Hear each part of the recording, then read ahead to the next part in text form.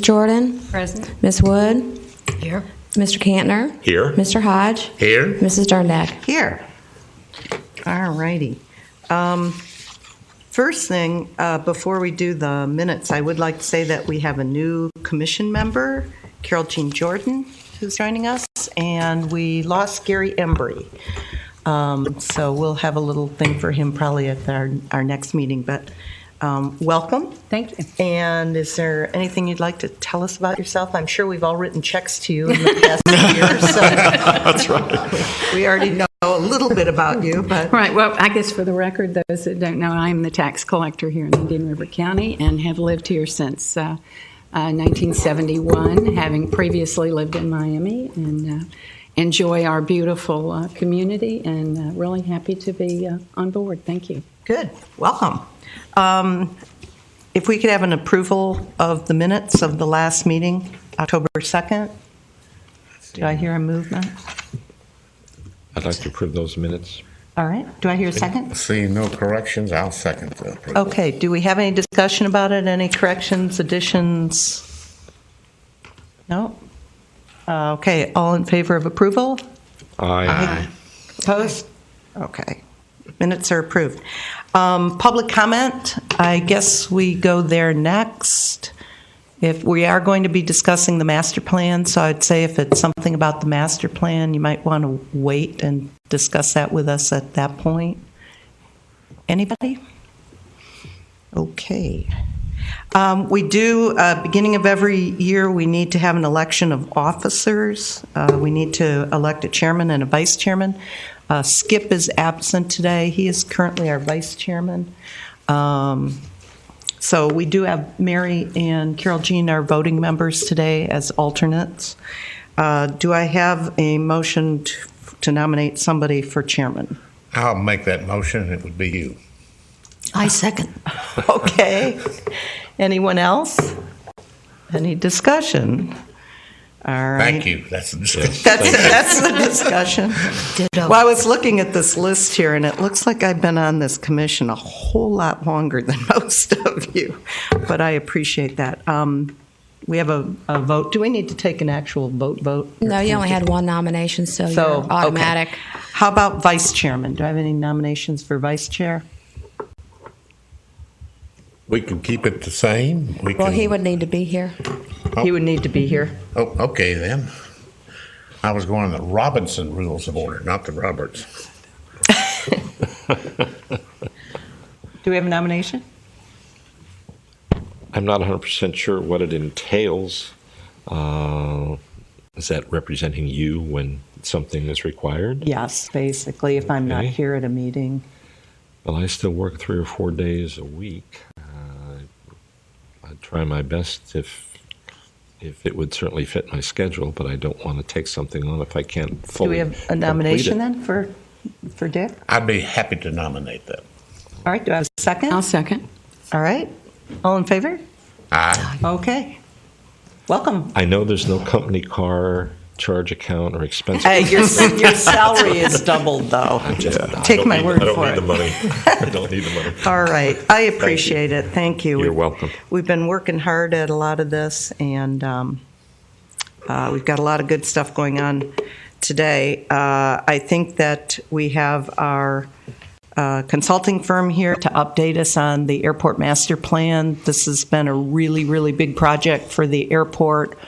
As some of you may know, we've included a strategic business plan in this master plan, which I have felt has been super important because we're expected to maintain our independence and autonomy from requiring funds from the city to operate the airport. So far, we've been successful, one of only about 25% of general aviation airports in the country that are self-sufficient, as it were, and something we should all be very proud of. And I thank the airport staff immensely for all of their efforts in maintaining this. But we have to remember that we have about 1,750 acres of property, About 1,700, something like that.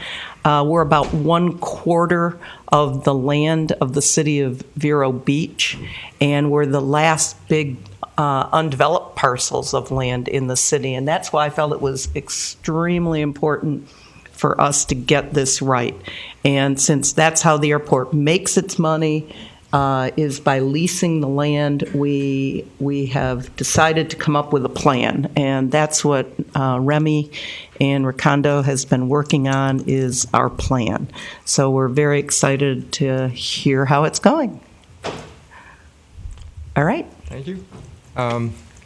Eric? Yeah, well, I just would echo everything that the chair said, and would have really liked to have seen a much greater turnout in the audience. But we need the community to give us some feedback on what they want to do with our airport, and it just seems like if there's negative news, the people come out in droves. I was joking earlier, if we had put on the agenda All Aboard Florida, I think we would have filled the city council chambers.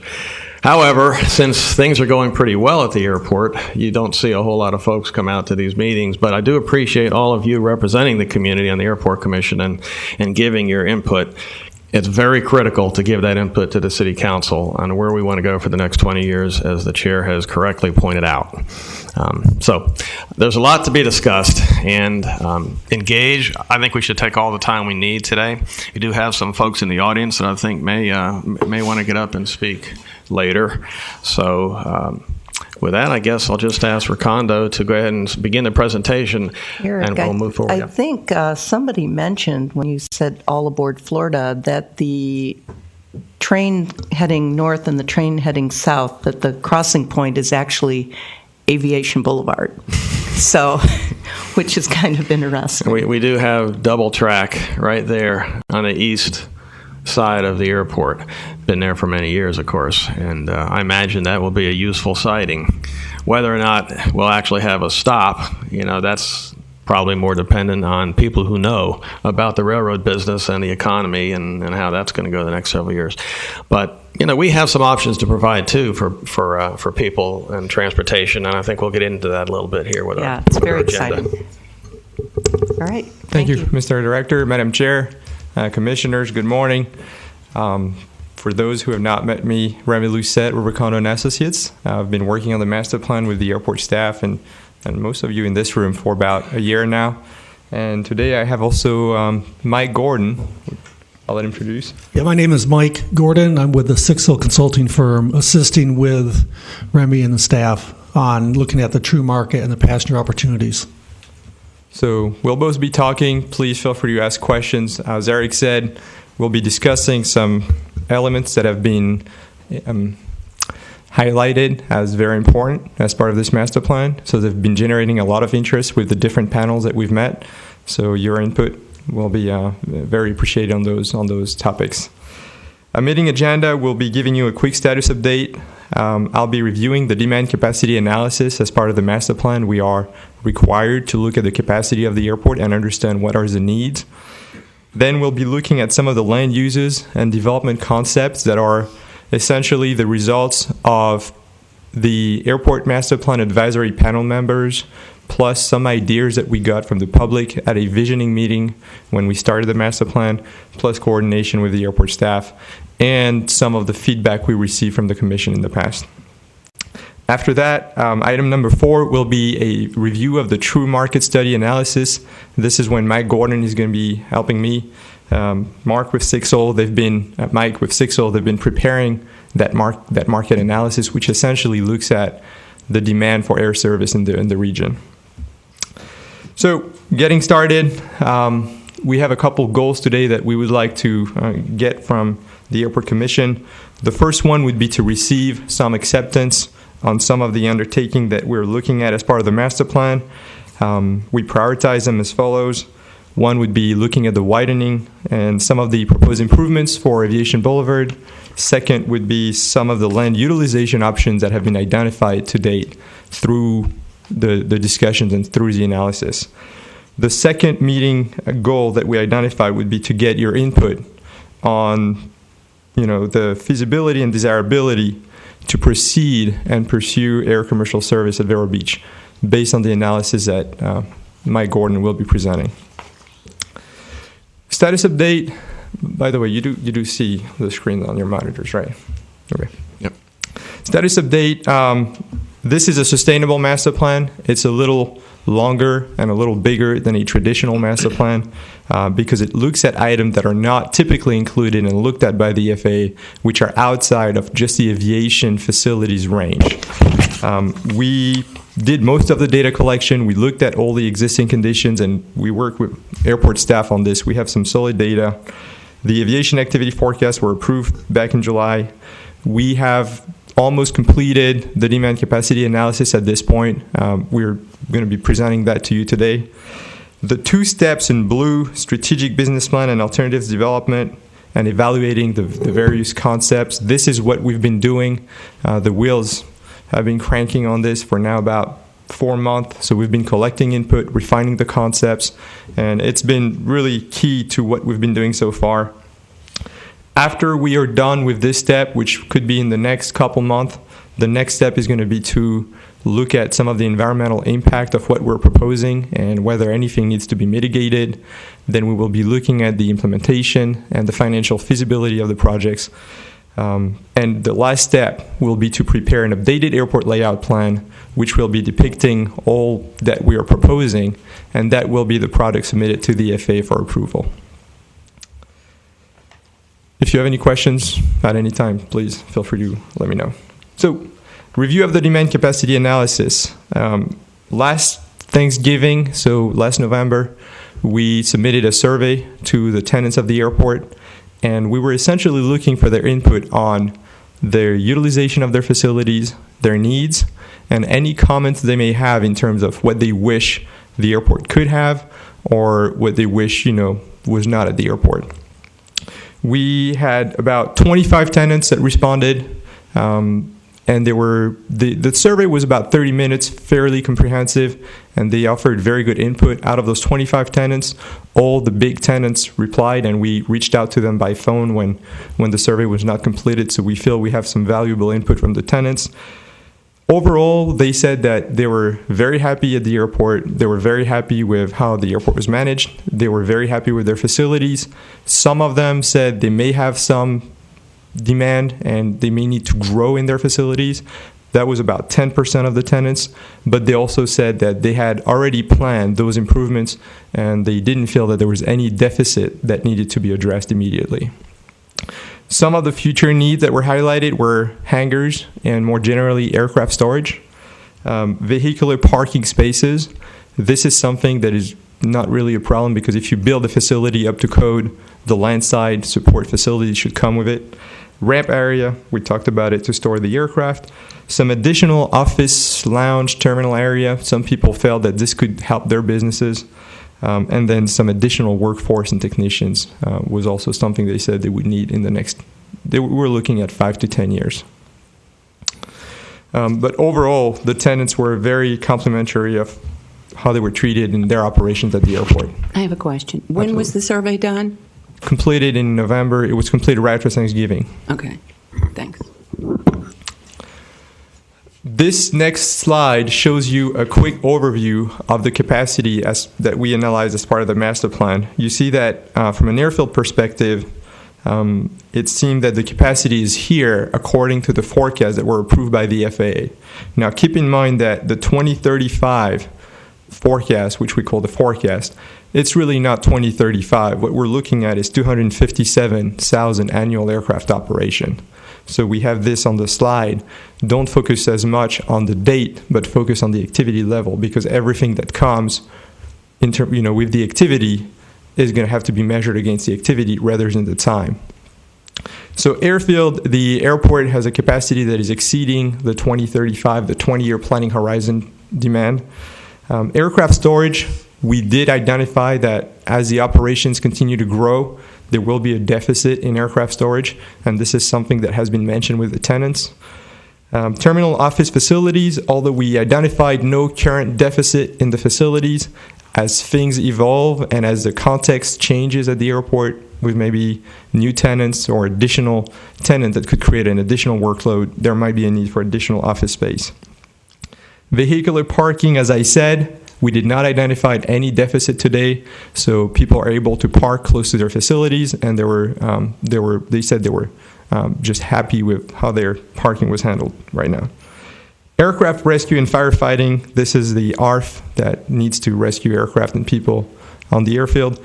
Their facility is adequate to serve their current index. Index means they are basically certified and qualified to serve a certain type of aircraft. Now, as the aircraft size grows at the airport and you start having more operations by bigger aircraft, they might need to upgrade their facility.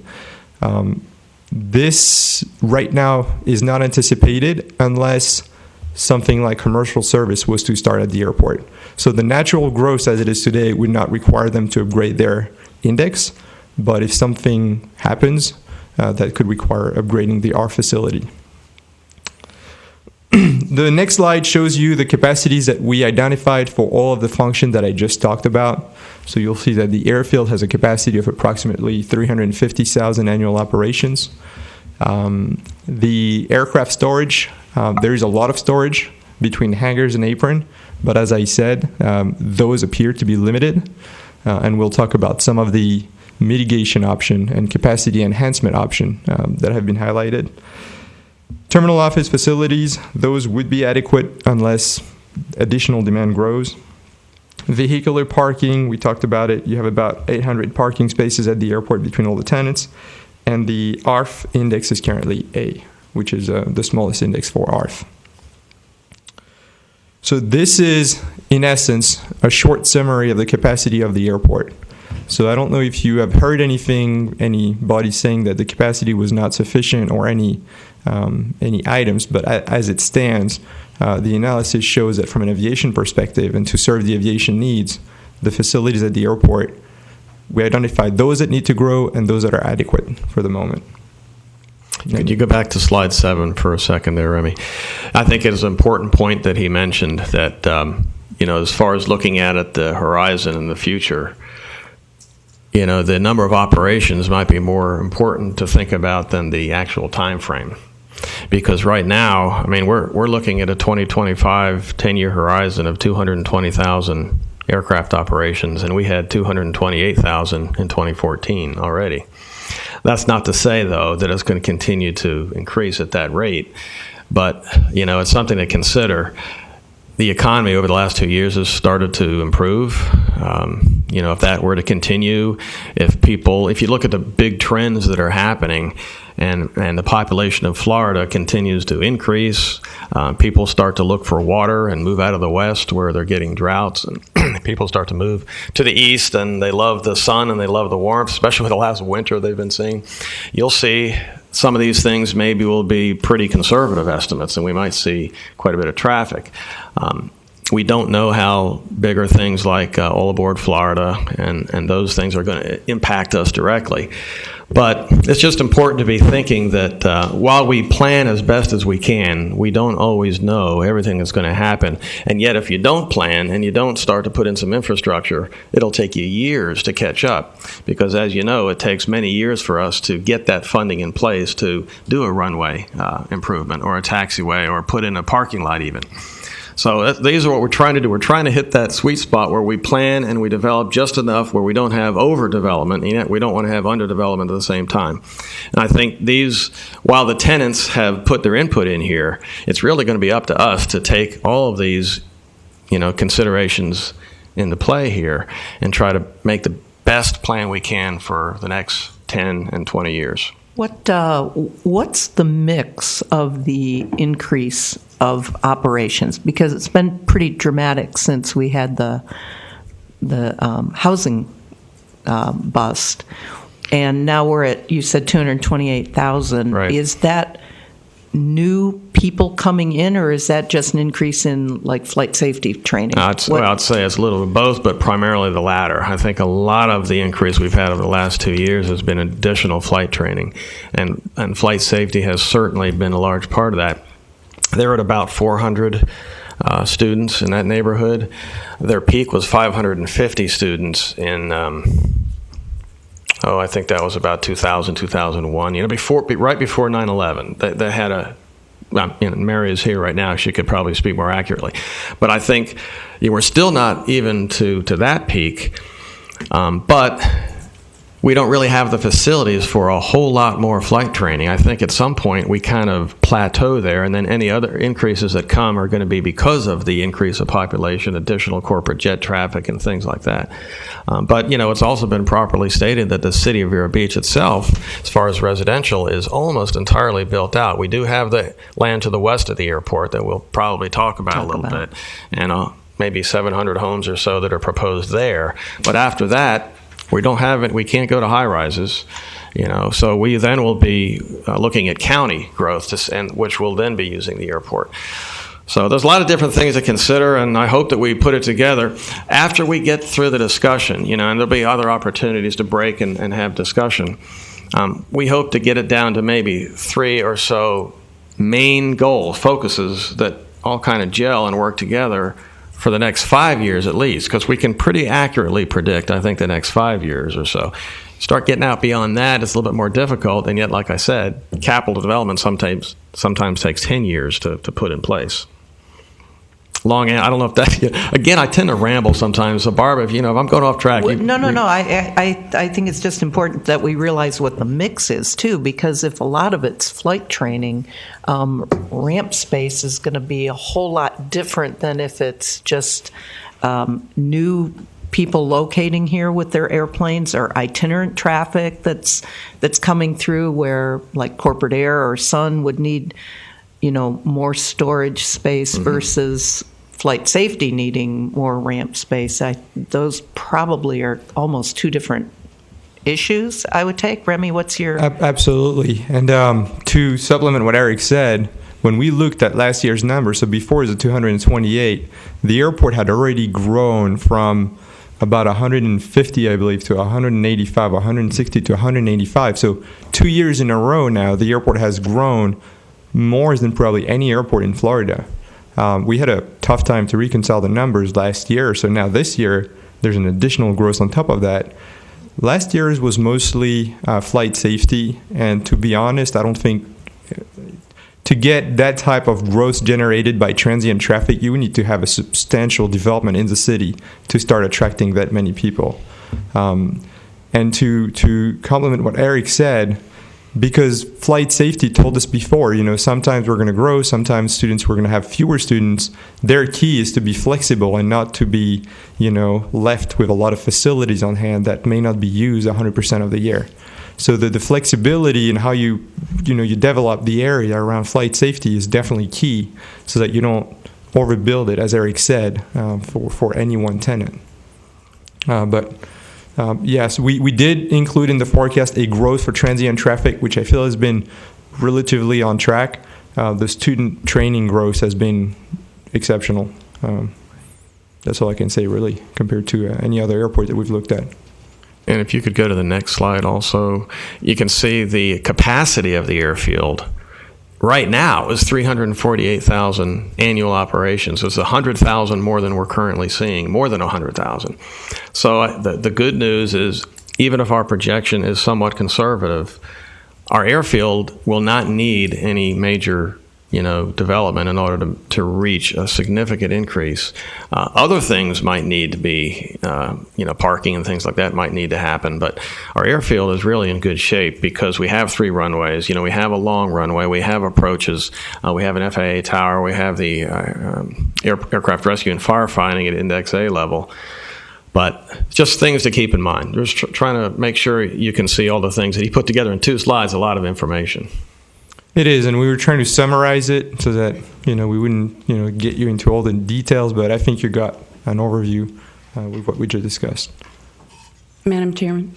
Yes. I just wanted to add, as tax collector, we've seen a huge increase in people becoming permanent residents. Of course, both the county and the city, we don't get into whether it's city or county, but they're coming in. They may be snowbirds, as we've called them, but they're becoming permanent residents. They're getting their driver's license and they're registering at least 2 vehicles. So we're seeing a huge increase on that, and we can actually track it. We can get statewide numbers on it if you'd like it. the Interesting, increase yeah. statewide, the increase here. That- Because that- And like I they said, track that. the city may be almost built out in terms of residents, but certainly the county, we go all the way to Yeehaw, so we got lots of places to grow. So, I was just curious where you had seen the biggest growth, and primarily, though, it was flight safety's operations. Correct. That's what we saw last year, and we haven't, peeled out all the numbers for this year yet. But I'm assuming that type of growth would be generated by the flight training.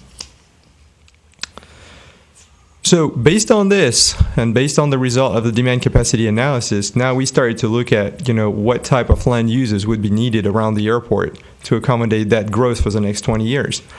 Now, where this is interesting is that this is not just master plan traditional aviation analysis. This is part also of the sustainable master plan, where in addition to looking at the land mass for our aviation purposes, we're also looking at the land mass to serve the other needs of the airport. And as the chair mentioned, to the extent that we can ensure that the airport can remain self-sufficient financially, and in perpetuity, ideally. So when we met with the advisory panel members, which are a group of citizens, tenants, and people who who are interested in what the airport is doing, we said, well, maybe we need to first define the different areas at the airport so that tenants know that if they want to start a business, if they want to grow a business, some areas of the airport will be better to fit their needs than other areas of the airport. And this is what we looked at on that slide, the strategic land use cores.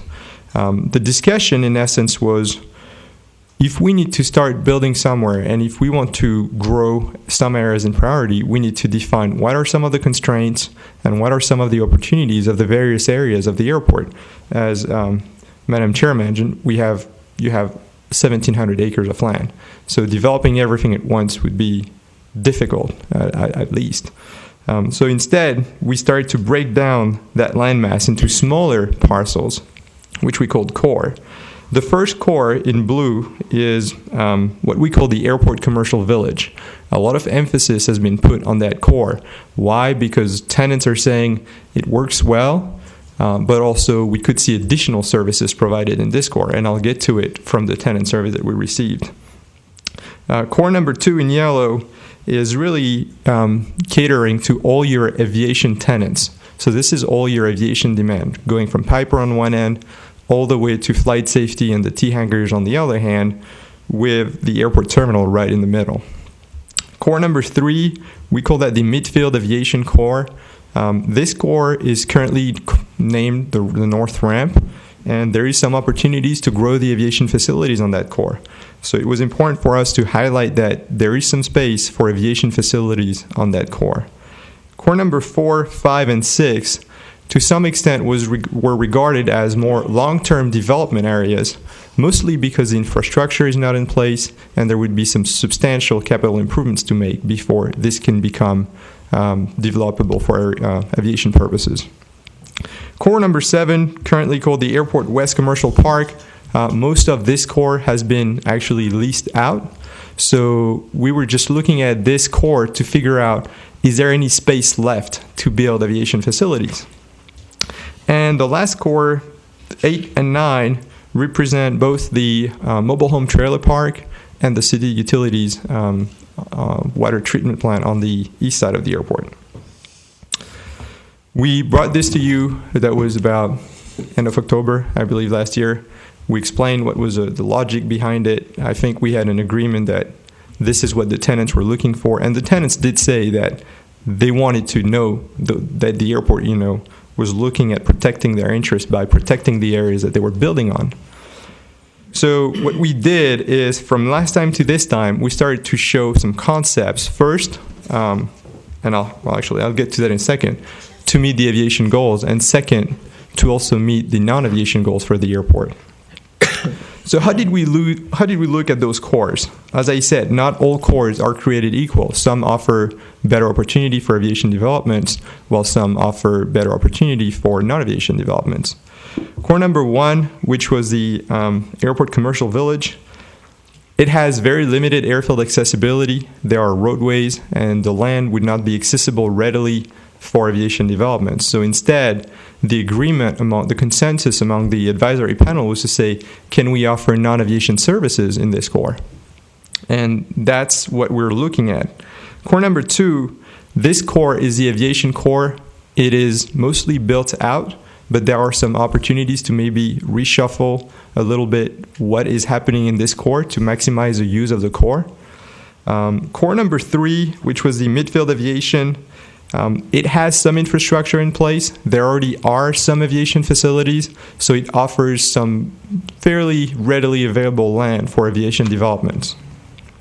Core number 5, 6, and 7, which are the north cores, the 3 cores on the north side, those cores, although they may not offer an immediate opportunity to build an aviation facility, they should be considered as part of the 20-year planning to make sure that when the existing cores get to a point where they're built out, there are some options to grow on the north side as well. So we'll have a concept to look at this.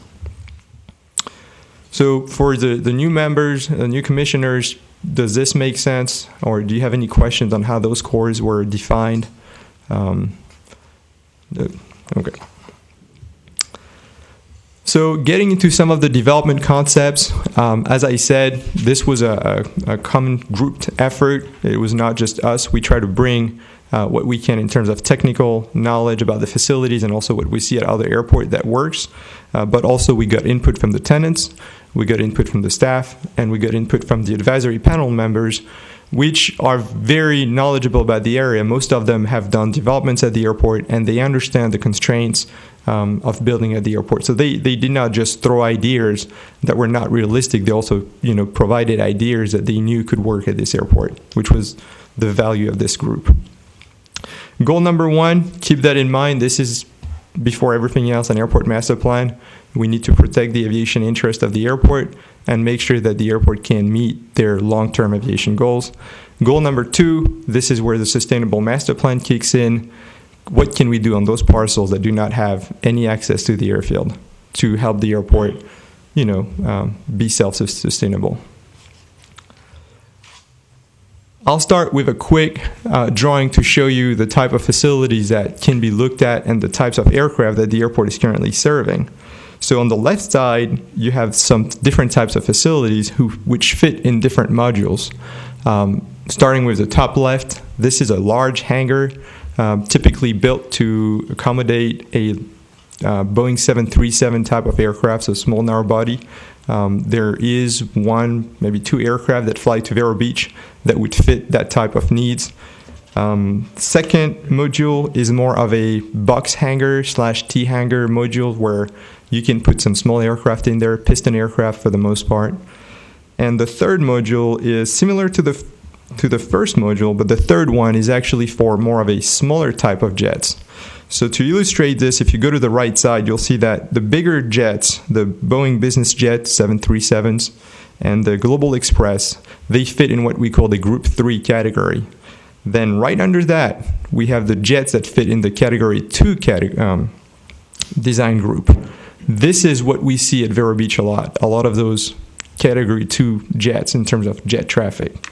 And then Design Group 1, those are going to be your training aircraft and your private pilots. That's typically what they're going to be flying. So we have a lot of demands for Group 1 and 2, but you also get at this airport some Group 3 aircraft that come and that need to be accommodated and protected for. In terms of general trends, we do see that Category 2 jets and Category 3 are the 1 categories of general aviation that are growing. So while Category 1 generally nationwide might be declining slightly, Category 2 and 3 are actually growing at a fairly healthy rate. And then the big modules we have on the bottom left, this is intended to represent a commercial service terminal for catering to small commercial service, or an FBO type of terminal that would be supplementing the current offer by the FBOs at the airport. Now, how does that work with the module that we just talked about? So starting with the midfield aviation core, a couple things. What you see here is the area between the 2 runways. So we're looking at that strip of land where the north ramp is located. As you can see, we are not touching the north ramp. There are some tenants. The ramp has been built and some investments have been made, but this ramp actually offers some growth potential. So on the east side of the ramp, there are some vacant parcels that could be redeveloped to serve the needs of the people who want to park the aircraft at the airport. So that's what you see with the hangar on the east side. West side of the ramp, this is currently undeveloped and vacant. We split that area in two. East of the blue line, so to the right of the blue line, this is where we can have hangars because we have no line of sight issues from the tower. So we showed a conceptual development. Now keep in mind that this is not how this would be built. Eventually the lessee would decide what type of facilities they feel they need. But this is an illustration to show that the facilities can be built and the demand can be met by the airport. And this is what the FAA wants to see and make sure that it's been thought of at the airport. Left of that blue line, we have line of sight issues, meaning that developments cannot exceed, depending on where you are in that area, 5 to about 15 feet. So 5 to 15 feet does not mean you cannot do anything in this area. It means you got to be careful at not building anything that is vertical. Talking to the panel members, there are some options that could be going into this line, and we're still looking into it. Some members have talked about renewable energy, which we have been looking into, namely solar farm. And then we also looked at other potential leases, which could be for storage or which could be from some low developments in that area. So the goal, I guess, and one major thing, you see that we're also pointing to a taxiway echo extension. This would be a taxiway located north of the current runway. There is currently no taxiway there, and that would essentially allow aircraft that go to the north ramp to not cross the runway when they go back to their hangars. This is important for the FAA because this reduces the number of runway crossing, and a runway crossing is potentially a safety issue. The more you have, the more chances you have of having one that was not expected. One of the things, in fact, Eric and I were discussing it, when we get into the idea of commercial air service, we might need to look at widening our runway. And if we widened it to the north, we would need to make sure that taxiway E is not too close. So that's something that we need to keep in mind when we're planning that taxiway, because if we do need to widen the main runway, we don't want to have to, put the taxiway in and then move it again. So just we need to keep that in mind, I think. Absolutely. Because it seems like that would be the side to widen it. If you widen it to the south, then we've got all kinds of other problems. But since that taxiway isn't even there yet, it seems like that's what we should look at doing, is making sure that taxiway isn't going to be in the wrong place if we do widen the main runway. Yeah, and just for everybody's knowledge, that is, we were showing anticipated 2018 there. Excuse me. That's because it's already in the capital improvement plan to do that taxiway, but it's planned with a 100-foot wide runway. So that's the first thing, sort of like putting the cart before the horse. We need to make sure we know what we're going to do, and all that focuses back really to airline service. Right. Are we going to pursue that or not? If we're not, we're probably happy with putting the taxiway right where it is planned right now. So that's why big decisions, we're at a fork in the road in some areas. Right. So just wanted to bring that up, though, because that's something we need to work into the plan if we're going to move forward with the airline service. Right. Absolutely. And this is part of that flexibility we mentioned. Now, about this, we actually looked into it already because you're serving some BBJ, which are the same class of aircraft that an airline could potentially bring. That separation between the runway center line and the taxiway would work. Okay. So we'll show it on that full-size exhibits, but it's been incorporated into the planning of this taxiway. So this is for the midfield, and as I said, this is important for you because you're getting constrained around the terminal of the airport, you're getting constrained on the West Commercial Park, so you have to find spaces and areas where you can grow aviation facilities, and the FAA can make sure that you're not going to turn down potential tenants because you don't have the space. Any other questions on the north ramp area, midfield aviation? Nope. Okay. Moving on to the west side, the West Commercial Park. As I said before, this park has been leased to most of the parcels, with the exception of a couple parcels in the northwest corner, have been leased to developers and tenants. So they will be growing their facilities. We spoke with them. They are starting to do some work. You can see that we have a ramp expansion that is anticipated to be undertaken in 2015, probably completed in 2016. This is going to open essentially some space to build new hangars, because now you're going to have access to some hangars in that area on the north side. On the east side, you see that we're showing some new facilities as well. That's because there are some areas that have vacant spots, and we could have hangars as well on those facilities. Talking to the FBOs that are located there, they did mention that this was in their plan eventually to grow when their demand materializes, and they will be ready to accommodate it there. The northwest corner is interesting. You have a couple parcels there along 43rd Avenue. Those could really serve dual-use purposes. They can be connected to the apron by going over the storm drain, but also they could be serving demand catering to 43rd Avenue traffic, which would be non-aviation. We spoke with some of the tenants on the north side.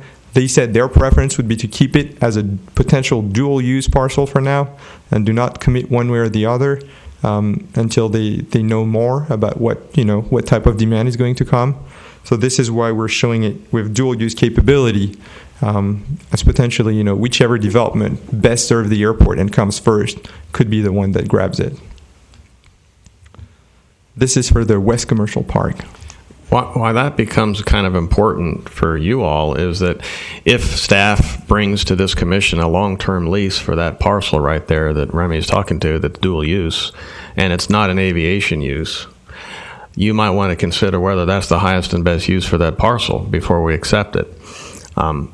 It also might mean for staff that would want to put that parcel or parcels out with a request for proposals to see what we'd get back. We might get an aviation response, we might get a non-aviation response, and then I would bring several proposals with staff's recommendation to the commission, and then we'd go from there to the council. But it's just something to think about. That's why we have these plans in place and have a document so that staff has some guidelines when people walk in the door and say, we got to have that property because we want to put an RV park there. And then I say, well, we've kind of thought about the use of that parcel, and we may not necessarily want to go that route, but show me what you've got in mind, and we kind of go down the road from there. If we already know kind of what we want to have there, then you can just put out a request for what we'd like to see developed there. It works in a good economy when things are jumping and developers are looking to do things. It doesn't work so well when you have nothing going on. You can put out all the RFPs you want and not get a whole lot of return. Just something to think about also. Now, rebounding on what you said, Eric, the next step, we also are working with an appraiser, a local appraiser, who is going to be helping us to verify some of the land uses. So maybe, we have to select some few parcels because we can't assess, do an assessment on the entire airport, an appraisal. But maybe this is one of the parcels where we give, from an appraising perspective, the better use would be either aviation or non-aviation. And then depending on the condition at the airport and the type of demand you get, you can make the decision to go with what was generating the better use or what is available at the moment. One of the challenge, I think, for the tenants on the north side is that they have a lot of land to build hangars, and they have not built many hangars. There is one for the moment. So I don't think they want to commit into getting even more land to build more hangars until they see what their current leases can yield for them. But they were definitely interested still into looking at that parcel. So this is the West Commercial Park. I think between the west side and the midfield aviation, you see that there's a lot of space available for aviation development in the near term. So if somebody comes and says, I want to build something, there are areas that are ready to accommodate aviation needs. Do you have any questions, any comments on this, or does that seem realistic? Makes a lot of sense at this point in time. There's so much, as Eric said, we don't want to put the cart before the horse because there's so many pending issues that we have that may lock us in one way or the other. So a lot of this is kind of in the cloud before we start narrowing things down to say, this is what we definitely would like to do with that parcel, and this is pretty well definitely what we do not prefer to put in that parcel. Agreed. So moving on to the next slide, this is something that is maybe more new for everybody. What we wanted to show you is, keep in mind, this is purely illustrative at this point because eventually the developer would decide what type of facilities they want to put. But from an illustration standpoint, that northwest corner is kind of nice because it has a lot of airfield frontage and it has good access through 43rd Avenue. So you have no access issues. You have no airfield frontage problems. The one problem would be potentially getting all the facilities and all the infrastructure in place in that corner. The general consensus for that area has been that should you pursue air commercial service, this could become a good long-term area to put a commercial service terminal, dedicated commercial service terminal. It is isolated. It would offer a green site to do something that is, as efficient as possible and as, affordable as possible for the airlines. Now, should air commercial service not work, this could also be a great site from the visibility and access to the runways to have an additional FBO. Some of the tenants have been talking about, could we get an additional FBO? So, the demand is going to grow. The existing FBOs can serve the demand, but at the same time, you can't turn down a tenant that comes with a plan to build something and grow. So that parcel could be either or, but for the time being, we wanted to show that maybe it would be good to protect it for that type of air commercial service should that be successful one day. But also keep in mind, this can also serve some secondary aircraft storage or aircraft maintenance facilities. Those are the hangars we're showing on the left and north side of the terminal. Currently, there is no taxiways northwest of those two runways intersections. Those taxiways are in the CIP for the airport, so the goal is also to provide airfield access to the runways from those areas. Once that happens, those areas are going to be even more attractive to start building aviation facilities in that northwest corner. We did have some discussion with the existing tenants in the northwest side, which is Mr. Hill, and he did say that he didn't see any problem with this. He said, actually, this could be a good spot. The access is really good through either 41st Street or 43rd Avenue. And he said he thought this area would need to be looked at eventually because it's a good spot. And I think it's something we haven't really focused on. All that property's been there, and we've never really talked about what we want to do with it. So I think this is really a good point to bring this up. And just for the commission members that haven't been intimately involved in a lot of the discussions, one of the discussions was that if we do have airline service, that there would probably be a benefit to separating an airline terminal from the current public use terminal so that we don't have problems with TSA, luggage, all of that, to keep them separate. So that was one of the concepts for separating the airline service from the general aviation terminal. Would that dictate, Madam Chairman, that we would build another terminal that may be strictly a commercial terminal for TSA baggage and buy your ticket, separate from what we currently do have? Is that correct? That's been part of the discussion. I mean, I guess we could, and Eric's looked into it, we could move the commercial terminal like down the way from the current existing location, existing terminal, to but the west, there's a lot of things to move. Then you're kind of mixing traffic that comes in and parks at the main, at the public use terminal, and so the discussion was kind of like, why don't we consider just starting over in a brand new location for airline service? How does that possibly conflict with flight safety and all their operations to the west? Not at all. Not at all. Yeah, I don't think that. Well, it'd probably be better to be located in the northwest because then you have your own commercial service run-up area facility separate from the south side where flight safety would use. So you could probably work a lot better in tandem that way. This is obviously, we haven't even decided we want to go for airline service yet. Right. But if that were the case and we go down the road, this would probably be 10, 15 years down the road before it would be built, unless, of course, the economy really booms and we've got people just in droves coming to Florida, and all of a sudden we find out that we should have been an airline service airport for many, many years, and we just missed the ball, and now we've got something really booming. Well, now we got to have a plan in place. As we talked about, it's hard to hit exactly. We don't know what the future is going to bring, but we have to have at least a plan. A couple of considerations that maybe Remy is already, if I'm jumping the gun here, but there's a couple things to keep in mind here. One is 43rd Avenue access would need to probably be widened and improved if something like this were to go into place. That happens to go right through the RPZ of the main runway. And the FAA, with a recent advisory circular, has sort of put a kibosh on any roads through RPZs, and we already have one, but now we're asking to widen it. So that may be an issue to discuss, and I'm not sure where FAA will come down on that. The other thing is you can see that little black dot right there on the entrance road. That's an aeration tower that is currently being used by the Water and Sewer Department and would have to be either relocated or closed in order for that particular plan to happen. Or we could go around it or whatever, but those are things that's probably a little smaller consideration than the RPZ issue with the road. But all of those things are just, we don't even got to the point I thought we were doing yet. the tunnel. The tunnel, yeah. Well, you don't have too many underground tunnels in Florida except you have major pump systems or something. But I don't. Otherwise, I think it's a great location, and as Remy said, our neighbor up there, the private landowner in commercial use, sees that as a synergistic development that he would be able to help expand his business, as well.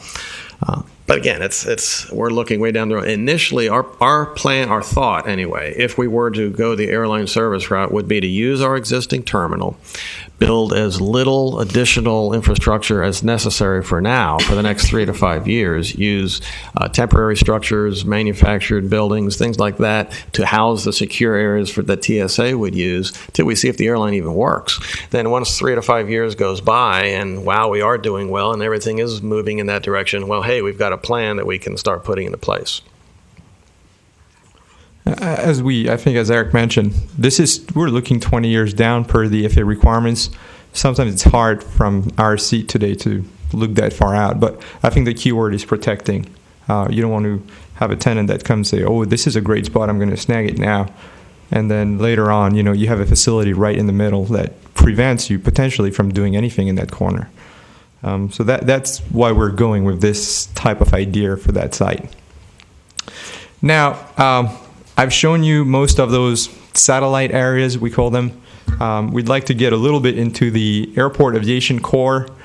This is where today you have a lot of first of all, you have your 2 anchor tenants, you have your airport terminal, you have a lot of private pilots with the T-hangars. So we want to talk a little bit about this. A couple of things you'll see on this exhibit. First of all, the big spine in the middle, this is the improved airport drive. This is a project that the airport has been working on.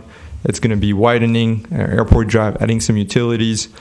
So we wanted to show this as being the widened, improved spine, getting access for this area. And I meant the widening is really going to it's still going to be 2-lane. It's 2-lane now, Correct. But there's going to be shoulder. There doesn't have a shoulder now, and there's going to be sidewalks and bike path. So the widening is really more using the majority of the right-of-way than it is widening the road itself. Correct. What's the cost to the airport for that? $60,000. And it includes a stoplight, right? Yes. At Aviation Boulevard? Yes. Yeah, which will, I think, help. That will help. Yeah. Absolutely. So now we are going to be looking left and right. So starting on the right-hand side, this is where Sun Aviation is. So we met with Sun Aviation and we asked them, do you see a need to grow? The answer is absolutely. We want to grow. We will grow, no doubt about it. So we looked at a couple sites for Sun Aviation. And the first site that we looked at is something that was looked at with the previous master plan already. Can we expand south, take the aircraft circulation lane, and take over that northeast quadrant? So their answer was, it's doable, may not be preferable, but it's doable. That, however, would create some complications in terms of roadway access and network of roadways and how the roads work together in that area. Especially, I'm thinking serving Piper and eventually even serving the airport terminal potentially, because you would be severing, you would be cutting that road, which I believe is Cherokee Drive on the north side. That, however, on the other hand, would provide additional hangars for Sun Aviation that would be right where all their facility, their terminal is. So when we ask them, is that a bad site? Well, it's better than going to the north ramp, or it's better than going to the west side, for sure. Do we want us? It's not necessarily what we see as the best option. Also on that exhibit, you see that on the left side, we're showing a hatched area, which is the potential future apron. So we looked at this and said, your biggest tenant on that west side is flight safety. We did meet with them. They said, well, we are growing at a pace that we're growing. It's hard to predict what we're going to be doing in 5 years. But the trend in general is that training in Florida has been fairly healthy. It's been growing faster than in other parts of the world, actually. So what we looked at is, can we provide additional apron on that west corner? And as you can see, there are very limited options to grow. What we're showing is potentially the T hangars that are there today, VRB Inc. hangars. Once their lease arrives at expiration, maybe providing new T hangars at a different location that would be, on either on the west side or the north ramp or something else, so that we can create a bigger contiguous ramp for flight safety to allow them to grow. I think it would be difficult for them to have a ramp, say, on the north side, and to split their operation and to have to ferry the tenants back and forth between the north ramp and their existing facilities. So the idea is not to kick anybody out. The idea is to, when you think about the long-term redevelopment, make sure that the tenants that are there almost by function and then that can't move because of their existing investments do not have to split their investments and start investing in different parts and losing efficiency and potentially, as a business model doesn't work as well. So this is why we're showing a ramp on the left side. What is the lease? When is that lease up for the VRB hangars? We had noted in your package, we had a map at the end with all the lease expirations, and we had them as, I believe it's 2032. Which one the we talking VRB Inc. They expire 2020. I was just looking that up. They expire in 2020, and then the buildings or any infrastructure improvements revert to the ownership of the city, at which point we do an appraisal and revise the rental.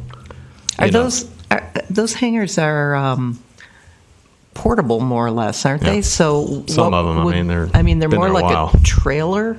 So would that revert when it's actually a movable structure? Good point. It's the situation that I would guess would be difficult. It's going to be a negotiation, and we're going to have to get into that to see what they want to do and what we'd like to do. So that option, it's conceivable that option for flight safety might not come available till 2030. The earliest it could come available would be 2020. Okay. There is something, it's where the improvements revert in 2020, but then the land lease goes to 2030. Correct. Right? So, if they exercise the option, their option. Okay. So yeah, but ideally, I think, and we showed that at the advisory panel meetings, the goal is that the ramp, when you look at the aerial that we have here, you see that there are a lot of aircraft in that ramp. They have a lot of aircraft based at the airport. And beyond that, there is not much ramp available for them to grow. Directly east of their parcel starts there's a Sun Aviation apron lease, and then after that the terminal, and then after that Sun Aviation again. So they are fairly landlocked. Yes. Thank you. Very nice presentation. Absolutely. In option 1, on the east side, Sun Aviation going south of their operations with the 4 proposed hangars, Mm-hmm. and increase in ramp area, in the hashed area. That looks great. That is a better use for that than a restaurant or a hotel. Period. That's great. And we looked at that. The challenge, I think, that Sun Aviation said the benefits of that parcel is that it's contiguous to their operation. So for that, it's great. Big thumbs up for them. Their concern was, is the traffic in that throat going to be too much for aircraft, where we're going to have aircraft coming to a face-to-face at some point, and everybody has to stop and they have to push back. So that was their concern, that this would create some potential traffic and circulation issues on the air side. You can show option 2. Maybe that would help. So I was going to, right after option 1, we looked at a second option to start thinking about, can we do something for Sun Aviation that would work a little better for their operation, which is option 2. We met with the advisory panel members and we said, would it be conceivable that using some of the Piper's land that is currently vacant and grass to build hangars that would be contiguous and adjacent to the airport property with airfield access, so that Sun can continue to grow with less of a safety risk in terms of building their facilities south of where they are. Now, this is not airport land, so this becomes something that would need to be negotiated. So we submitted this to the panel members, and we also submitted this to Piper for consideration. We have not heard anything about it yet. The only thing we could see is that there was no development in that area. There is no ramp, so we would not necessarily be taking away facilities that are being used. And then just north of those hangars, there would be the possibility of having some ramp space. That is airport land, and that is something that could be done a little more easily. So that's the 2 options we looked at for Sun Aviations. They did like that second option a lot, but they understood that it was not necessarily within airport control completely. Have you coordinated with Piper on option? Have you coordinated with Piper on option 2? What's their response? Their response is no response for now. The general feeling was that you're not asking us to tear down a hangar and relocate somewhere else. So you're asking us for land we're potentially not using. But again, they may have their own plans to grow. They may want that land for apron space. That we haven't received any answer on that. But at least you got them thinking about it. We gave them the drawings, through one of the panel member who is with Piper, and they said they would look at it, distribute it. But again, I think it's a negotiation process at that point between 2 private tenants.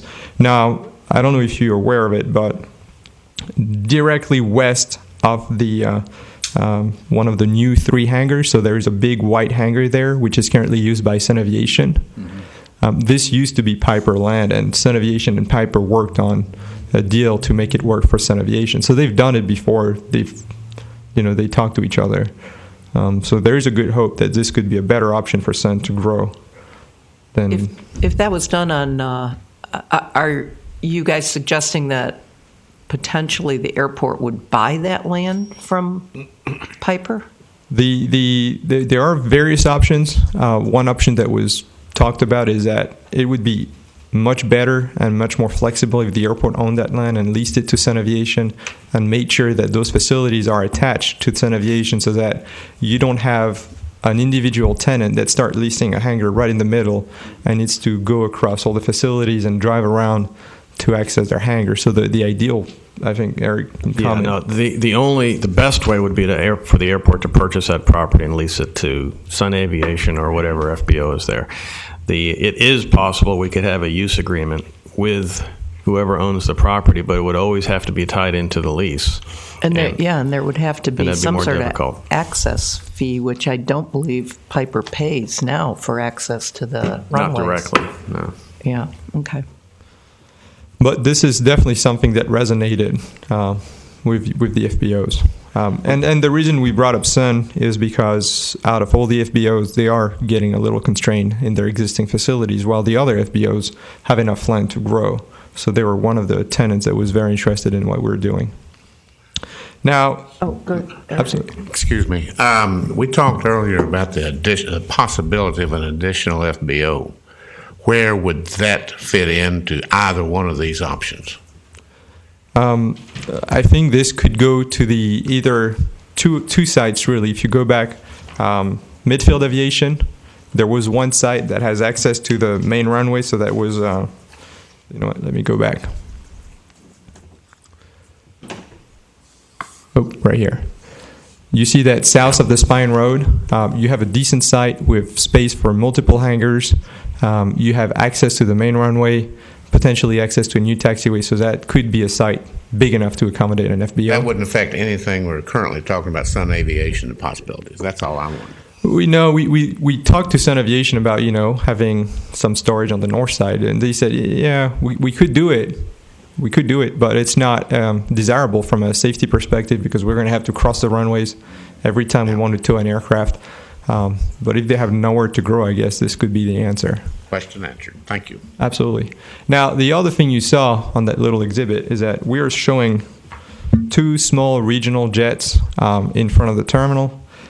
This was to show that this is a common use ramp that the airport currently controls. And it's directly across from the terminal. It is big enough to accommodate some potential regional jets. The terminal also was designed to accommodate some potential commercial service. So there would be an option in the short term to, you know, it would need to be studied further, but to make things work in the terminal area as needed. So this is option 2, the one that has been getting the most traction from the people we've met with. Any questions, comments? Is there anything you feel could be better placed or? At this point, I like option 1 better than option 2, which starts to get close to A, Piper, and B, Sun Aviation. And should some issue ever arise that they do plan on expanding and use that land, then we'd obviously all have to go into negotiations, as opposed to option 1 appears to avoid any future conflict with either of those two entities. You're absolutely right. That's a good summary of the situation. One is about negotiating and potential conflicts, and one is about the land is available and controlled by the airport and could be used immediately. So this is probably to be discussed further, but you know, until we hear from Piper, and we may not hear from Piper, so that might be something Sun would want to do, talk to Piper. But their preference to Sun was really to go east rather than go south. But should they get, you know, a strong wall and a strong no, they might take the option to go south. So I think until they hear either or, it would be good to protect the land, just because you don't want to, you know, lock out one of your oldest FBO at the airport. Thank you. Absolutely. And we kept the one piece that I think has been getting a lot of attention for last. This is the Airport Commercial Village. So a couple of things on this map. You see that we are showing a widened aviation boulevard. This has been something that we heard from the advisory panel members, that we heard from the public when we first met to say access. And this is something that we heard from the tenants. Can we widen aviation boulevard? So we are showing, based on all the input that we've been getting from various sources, it's not just one person who's been saying, you know, oh, we need this for my business. No, it's multiple tenants, it's a public, and it's generally what we heard. Aviation Boulevard, as we mentioned before, was 100% designed. There are plans that are ready. The main question would be the funding. But essentially, this widening of Aviation Boulevard could provide a 4-lane road with a median to allow from left turns, as well as some shoulders with some circulation on the side for potentially bike path or sidewalks. Then the second thing we're showing is along that widened Aviation Boulevard, which is essentially the Airport Commercial Village general area, the idea would be to get facilities that could be serving the public. If that road starts to get more traffic and more exposure, the idea would be to, you know, benefit from that exposure to more traffic and have businesses that can draw a benefit from having that traffic. So we looked at first we looked at what it is that is out there and what it is that people think should be out there. You'll see that you have the Ocolini Bank currently going up. You have a gas station right across from it. You recently have a brewery that signed a lease to come on airport, the Aviation Mart, and to some extent Dragonfly Boat Works. So you have some tenants already that are catering toward the public kind of more in a general way rather than airport-specific tenants that would come to the airport with one purpose, shop something industrial, light industrial. The idea would be to expand this thinking and try to get more businesses to come here and that could serve the direct community. And the community, I think, did understand this. The airport has some parcels. On the left side, there is a big rectangular purple parcel. That could be a big box store, a furniture store or something. There is a big parcel there that could interest a tenant, such as an anchor tenant, if they wanted to go there. You do not have major airspace limitation. There are airspace limitations, but there is already something at the airport that says you can't build more than 2 stories, I believe, or 3 stories. So 35 feet. 35 feet. It's really 50, but 35 feet for the roof, and then accoutrements above that. So you could be getting one tenant there. Another parcel that was identified as very attractive could be the parcel in the one of the 4 quadrant directly across from flight safety dorms and complex. That parcel is currently vacant, and everybody agreed that this could be a good parcel to have some developments. We spoke with the tenants. What we heard were, can we get more food and beverage services? A lot of people said, we'd love to have another restaurant. Apparently, they keep going to the same sandwich place, to the same restaurant, and to the mart on a daily basis, and they said, we stay on airport. If they had more choices, it seems that they would use them. In addition to that, we heard from some of the tenants that their either students or their employees are saying, if we had more daycare services, services for the day, we could use them. Now, that could be, a daycare. That could be some services to the person, such as a hairdresser, a gym, anything they could use throughout the day when they are at the airport. They said they would use them. So there is demand from the tenants. There is a demand potentially from people who would want to come here. And the community, to some extent, is interested in the airport. When we did the visioning meeting at the beginning of the master plan, we had about 80 people who came to the community center. So it's not like people don't know the airport is there. I think if they had the right options, they would go to the airport more. Today, a lot of people go to Canyons to grab lunch. Every time we go there, it's full, it's packed, and it's not people who come to the airport to fly or that have an interest in aviation specifically. Now, we did not put on those facilities a single name or a single use. I think the idea would be that it could be serving some of the tenants. It could be some educational facilities. It could be some retail facilities. But the goal would be to protect that airport commercial village and say that if there is a vision, we would like to move towards something that is non-aviation for those parcels and market those parcels as non-aviation and try to show the tenants that there is a plan in place so that they don't come and are afraid of having a storage unit built next to their small jewelry store or something like that, or an antique shop. So I think it's more about showing that the airport has a plan, has a master plan, is protecting the land for the tenants, more than saying that tenants need to go there. I think the developers will be doing this. That's what I think is so important about this, especially if we can get Aviation Boulevard widened. To me, it becomes another east-west corridor for the community. Currently, everyone's on State Road 60. Downtown people complain all the time. It's 4 lanes, no parking. That may be able to be calmed because now we have another access point from the beach to get west of town. And again, I would think Dodgertown would be interested too because they have a lot of people there. And currently, they stay at the hotel across from Grand Harbor or out by I-95. Commercial air service. We would need hotels, restaurants. I mean, I see this as all not happening tomorrow.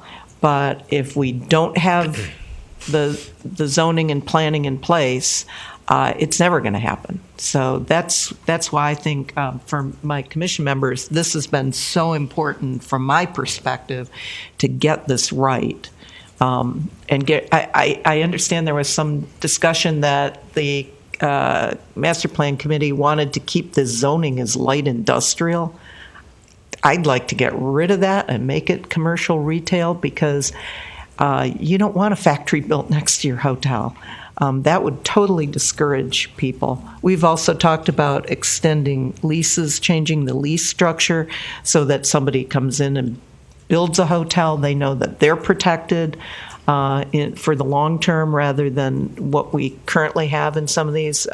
Same thing on the north side, if we start marketing that for the industrial side, the light industrial. But yeah, I think this is a critical point in this whole plan, and we've got to, and I keep saying we've got to get it right now, or we're just going to lose the control of what goes on in this core area. Do we have any comments from other commission members about all of this? Yeah, I talked with Phil Mattson in regards to widening aviation. I said, Phil, for the Airport Commission, give us some kind of a timeline. And he said, Skip, it's dead for 4 to 5 years. That's a killer.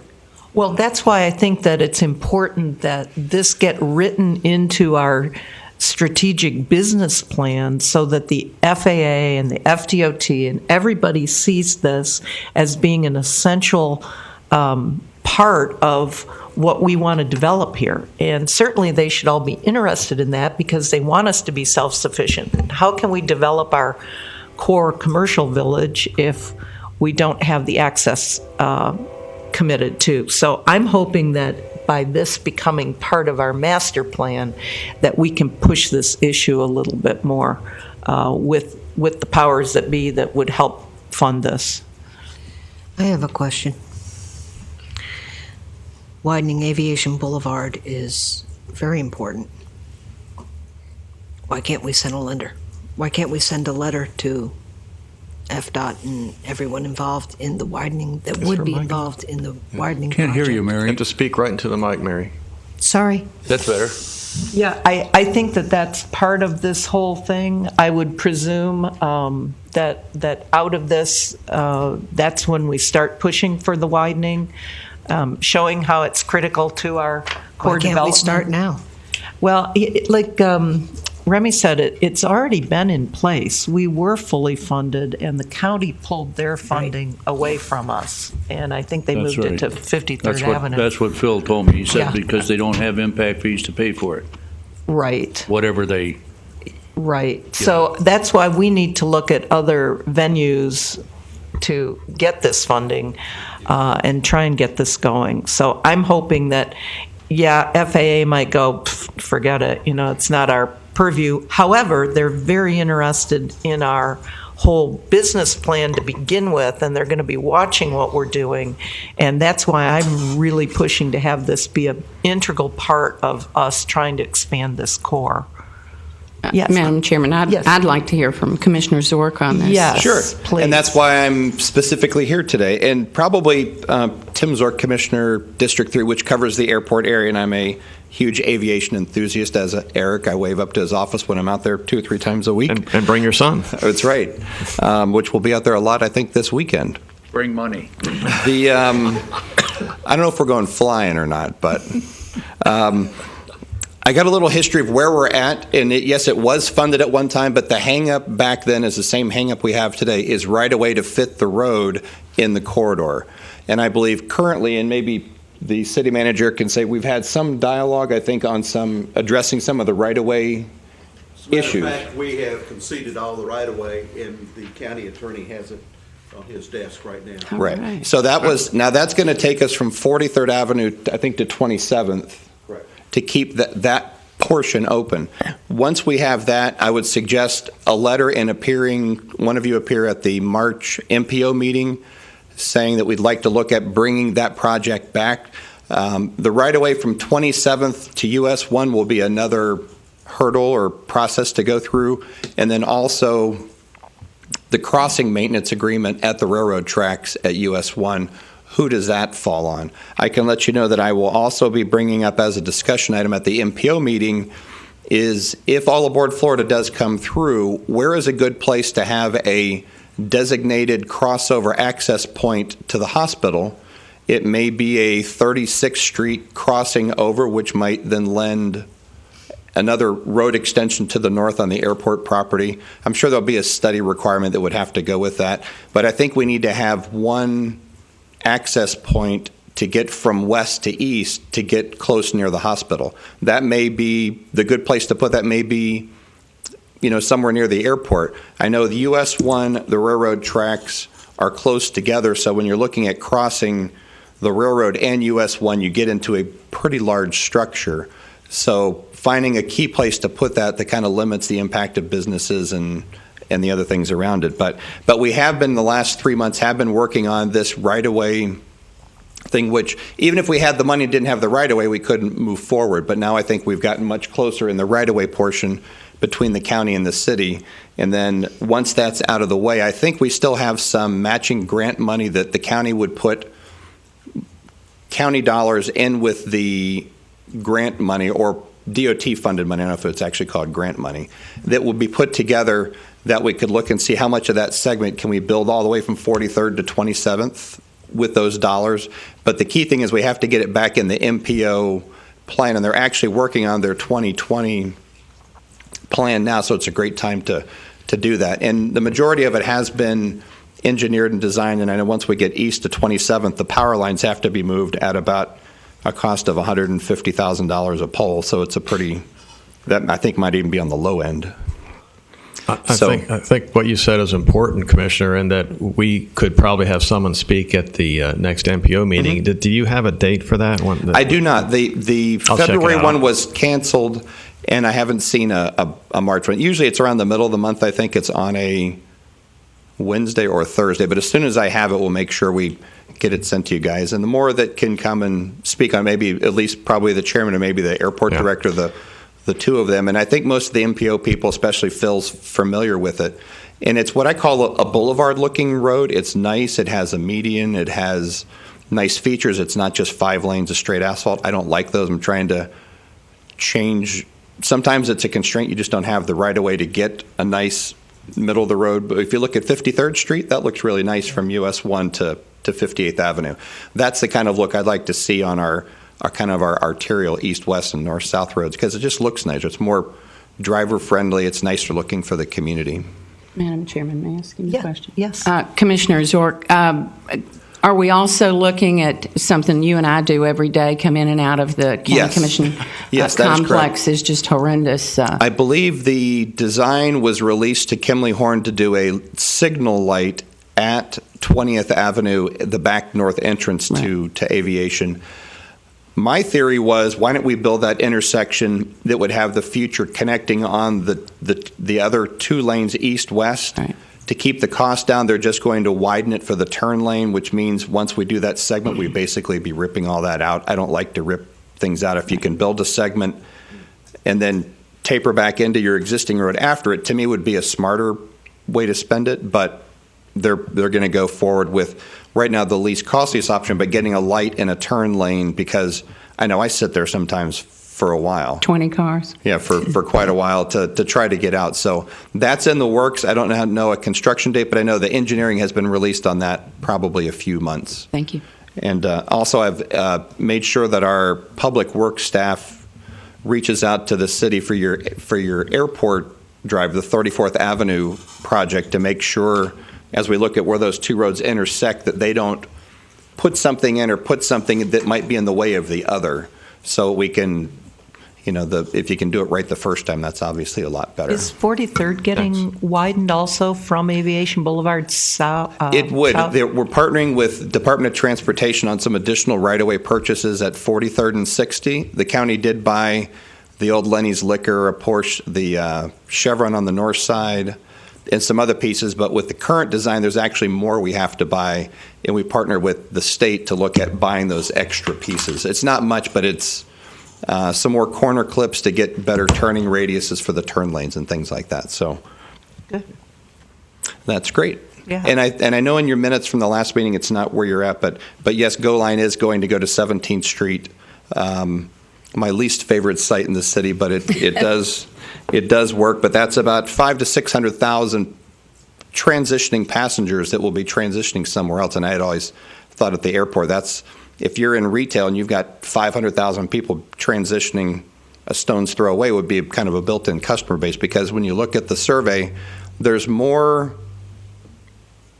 I don't want to say blue collar or white collar, but when you look at the mix of riders, it's a pretty decent mix. There's more people using it that have a car or have the resources, but then you also have the other income groups that use it as well. But it is a blended average, and I think we're going to be about 1.3 million riders on the system this year. So we move a lot of people. Thank you very much. Look forward to hearing the rest of the presentation. Thank you. Thanks. Madam Chair, before Yes. we get off of that topic, part of our discussion where we're transferring that right away is trying to get lifted the Dodgertown Golf Course, the restrictions that the county owns. And so part of that discussion just recently has come up, extending the lease of the goal line on the airport for another 2 years, which would be from May of 15 to May of 17. And so that is part of the discussions ongoing in that exercise. What happens if all of a sudden we need that property?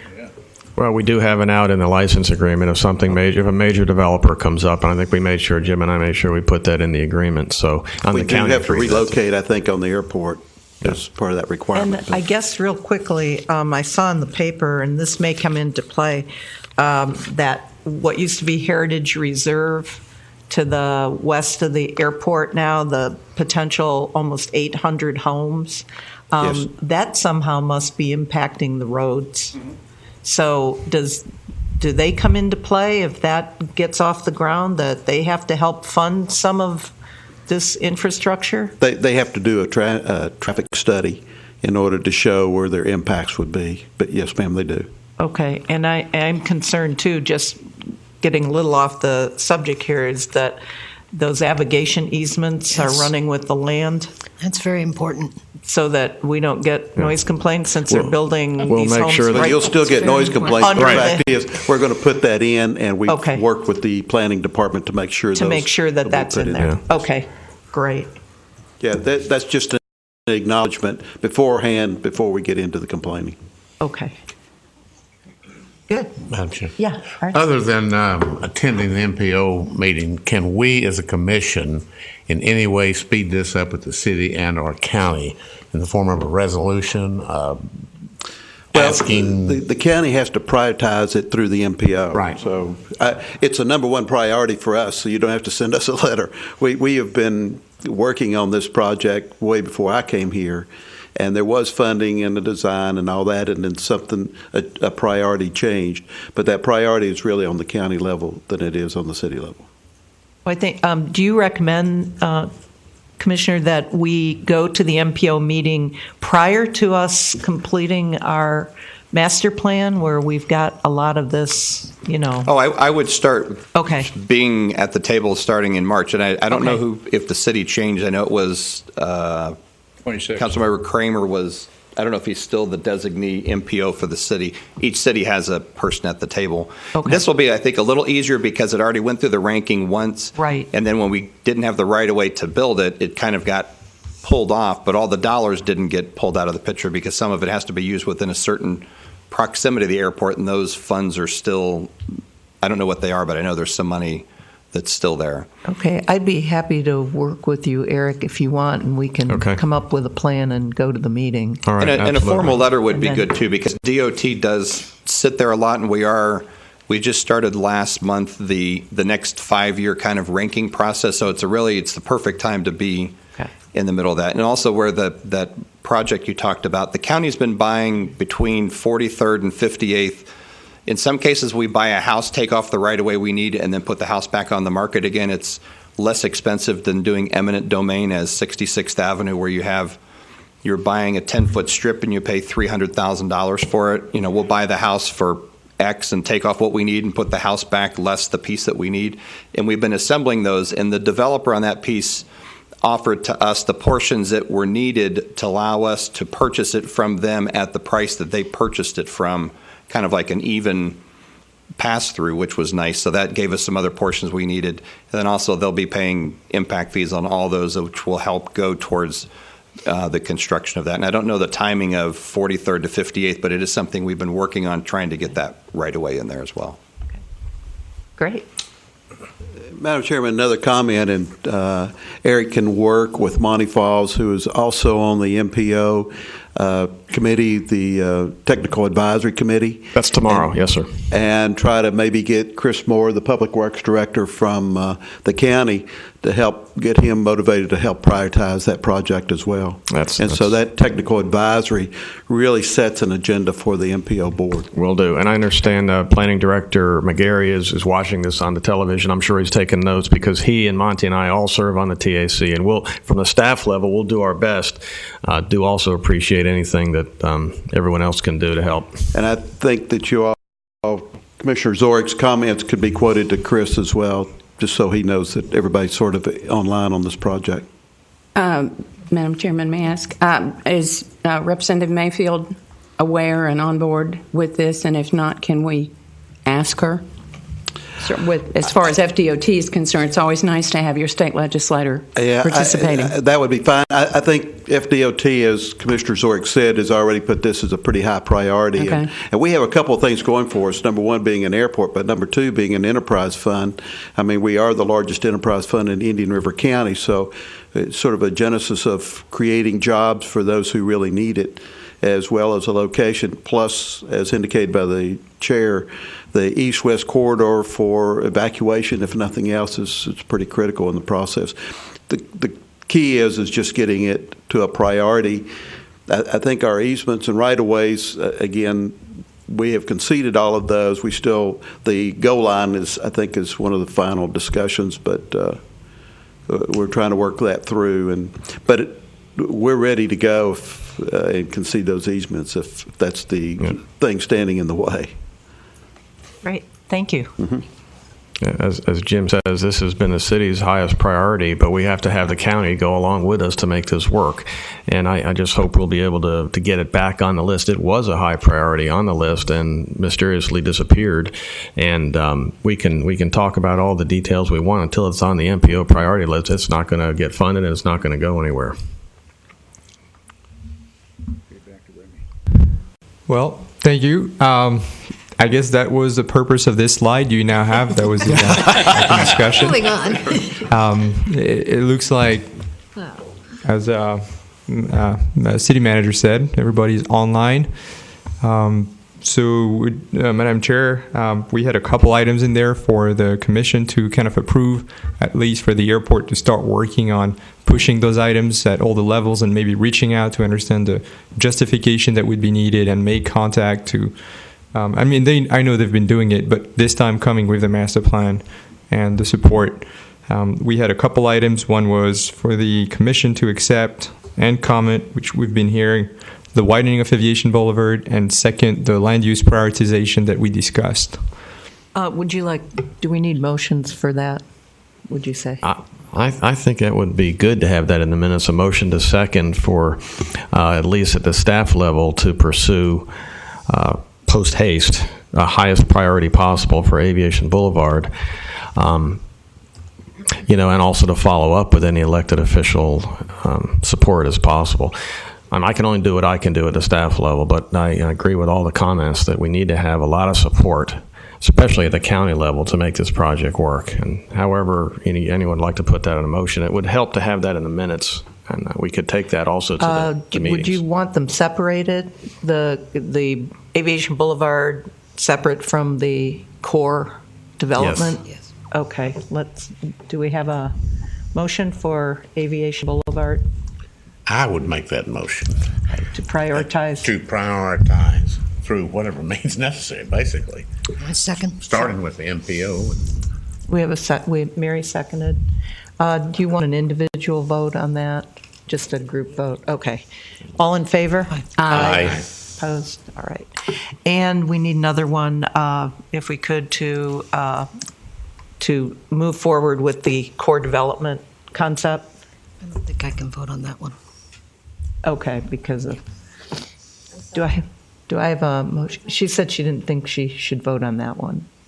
You have to have a reason not to vote. It has to be a financial gain. Otherwise, you do have to vote. It relates to flight safety.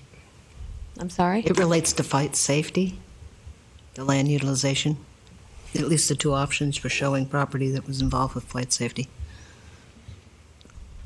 But you're not getting any financial gain on it, right? You yourself or your Work for them. I'm thinking what we're looking at doing here really is less specific and more saying core 1 will be commercial, our commercial airport village. Core 2 will remain aviation related. 3 is the midfield that we want to consider developing. I think that's where we're going with this more than specifically saying how we want it developed, just that we're separating these cores out to promote them as development areas. Absolutely. And we called it land utilization, not development concept. So we're not pushing any facility anywhere.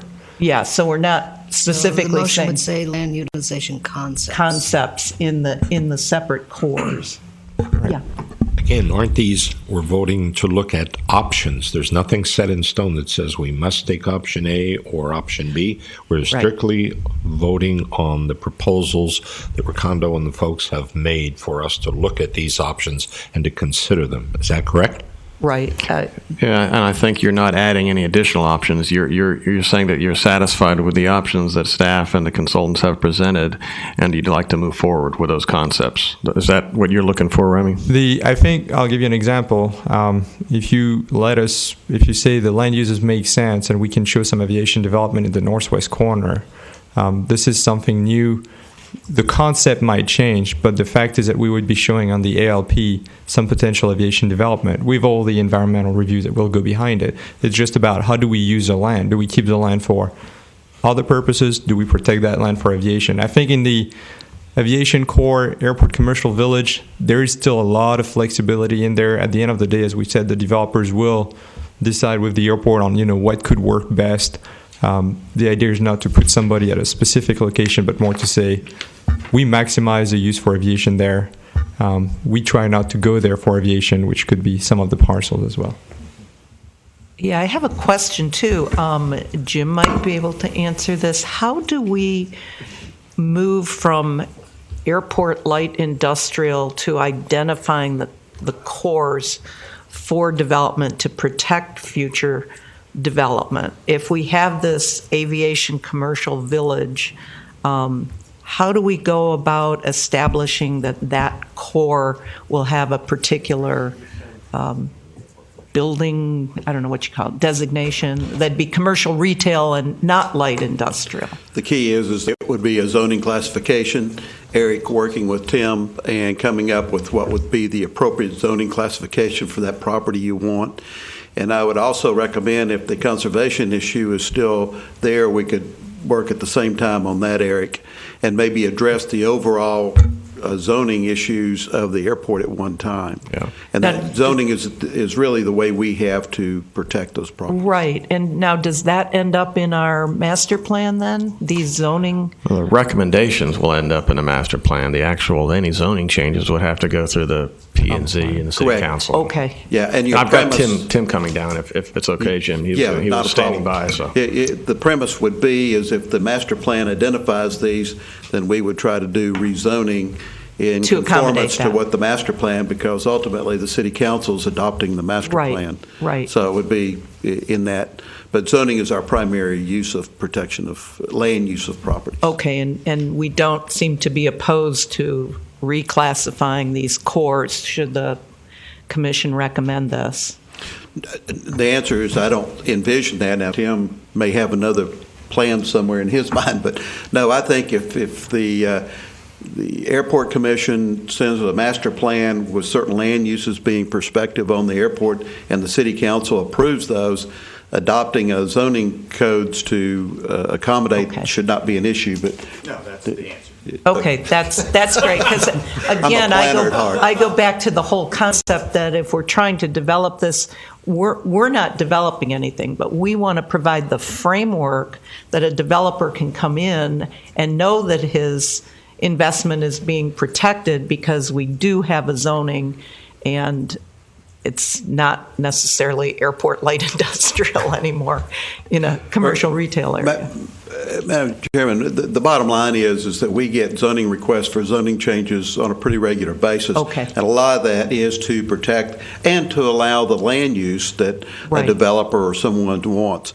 And to adopt the airport master plan and then conform our zoning codes would be, I hate to say it, a no-brainer, but the fact is that would be true.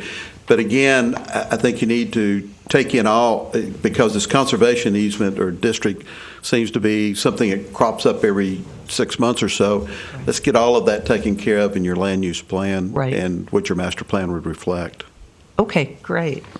So we're back to, do we have a motion to recommend these core areas that we've been shown, that this whole concept be pursued? Do I have a motion for that? Anybody? I'd like to make a motion that we accept option B, looking at the land utilization options that have been presented before us today to be utilized in the near future, but again, strictly options that will have to be voted on and decided by the commission at least. Now, is that option B was? No, it means, I think Land he means utilization item number B. Oh, I'm sorry. I was like. Do I have a second? I would second that. All right. All in favor? I'd like to have a discussion. Okay. I'm confused. So, Okay. Dick, if you just explain that to me, because I don't want to take anything away from the options that we have available. That's not. We have already discussed the widening and proposed improvements to Aviation Boulevard, which is the first item on the priorities. Correct. We've agreed with that. Now we're voting on the land utilization options that have been presented before us today. Okay. That we want to vote on them to say we accept these options. Nothing's locked in stone, but we do accept these options to be reviewed and looked at. Gotcha. Okay. Now I understand it. Duh. Which would be the core, Right. the core options, 1, 2, 3, the areas. Right. So, any other questions or? Madam Chair, before you take a vote. Oh, I'm sorry. Okay. Mr. Just Shaw.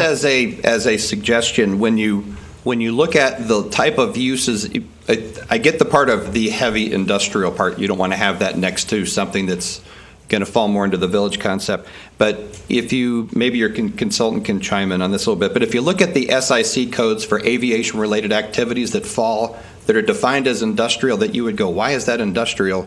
If you have an avionics market and he takes the screen and connects it to the electronics board, he is now an assembly, he is now a manufacturer, he needs to have industrial. Even though it's clean, high-paying jobs, it's not what you would consider industrial, it's classified in some of these SIC codes that are government-related classifications. So you just kind of have to balance it. You don't accidentally exclude somebody that would be somebody we'd want to have, but then we find out, well, it doesn't fit the new category that we're going into. So just to keep an eye on that we don't take somebody out inadvertently, because there's a lot of people classified as industrial that you would think they're not, but because of their business and the way they file with the state, they end up in that designation, then they would be prohibited from being a potential resident or tenant at the airport.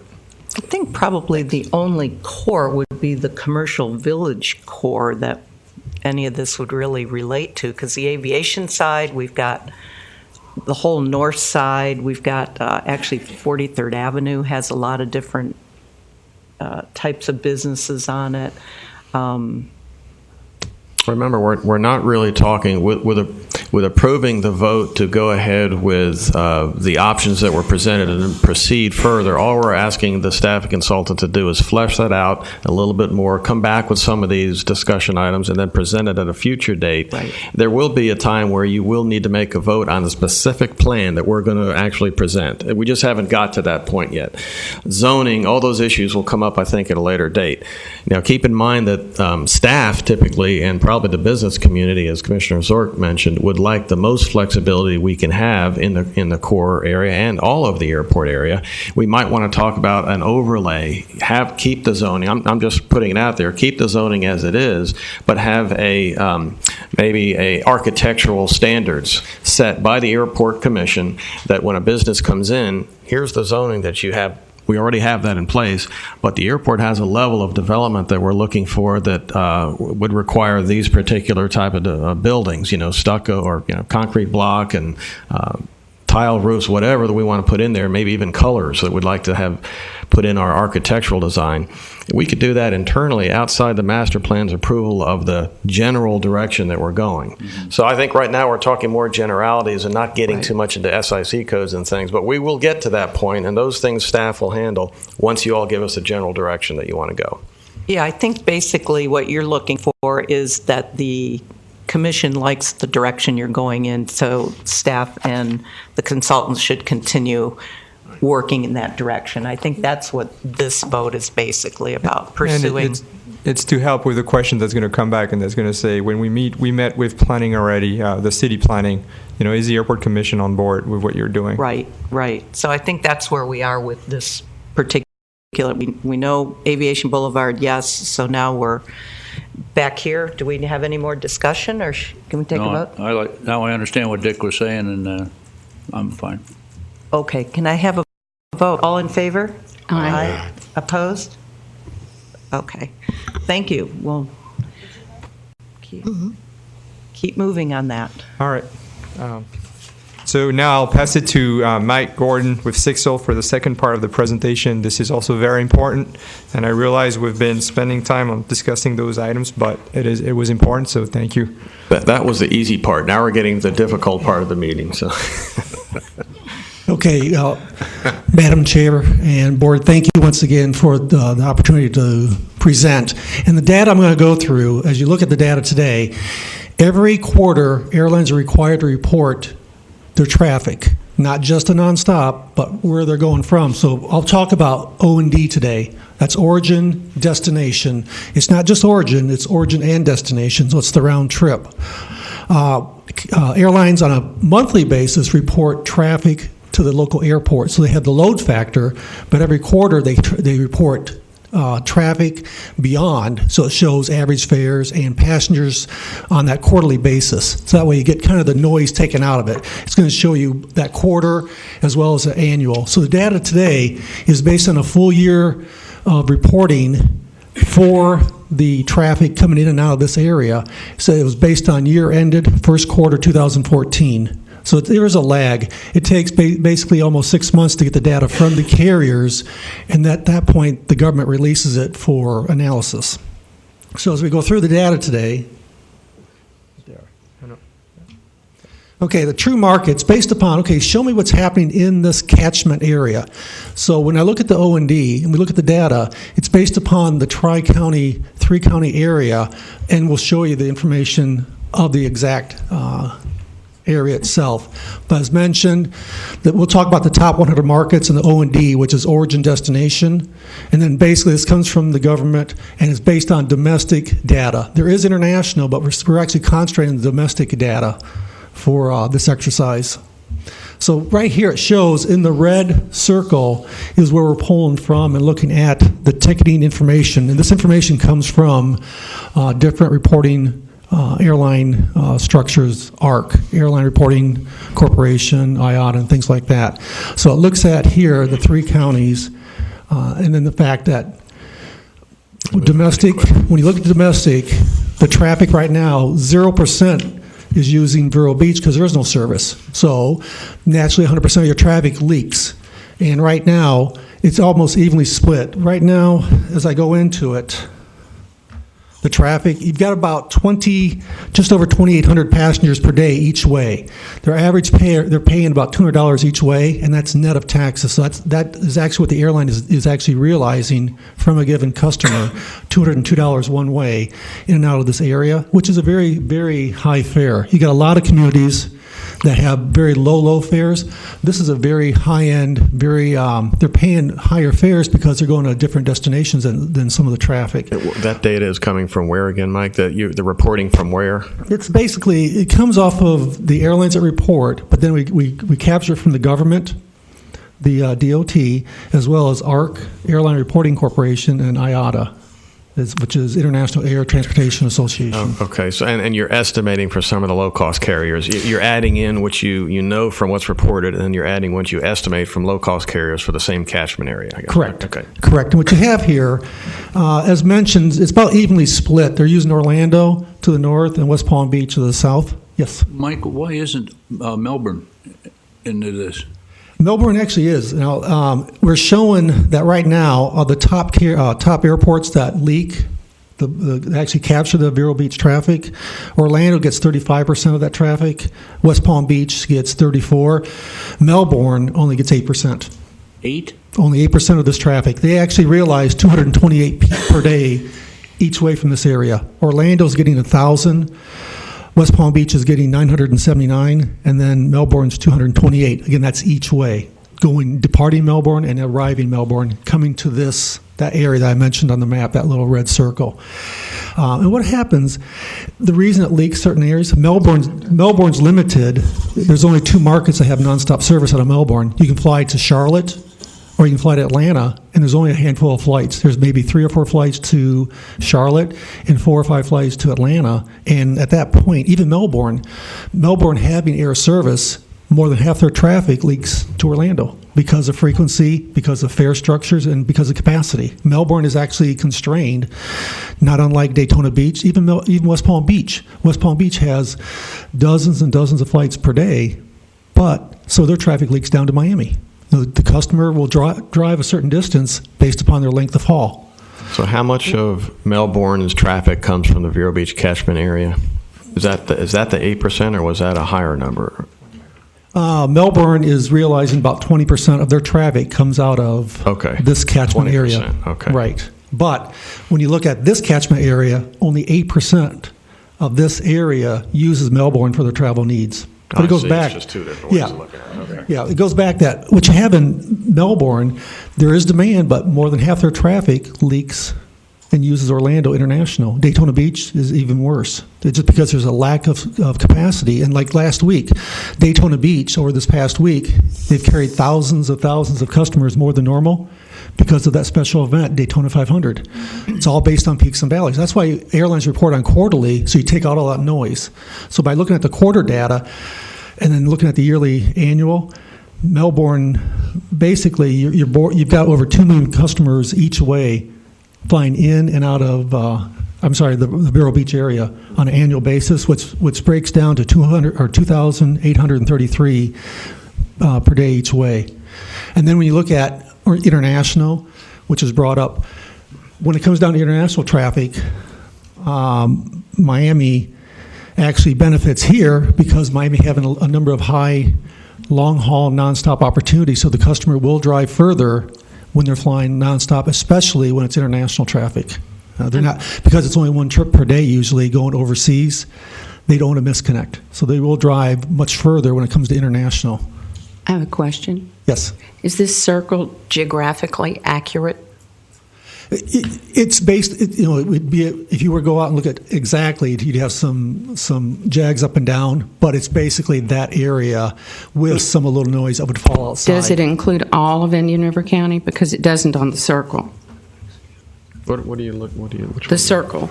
Oh, the catchment area. Yeah, Right there, this one? It's all of Indian River County. You're isn't it? leaving all out the zip codes. Sebastian. Oh, yeah, I'm sorry, yeah.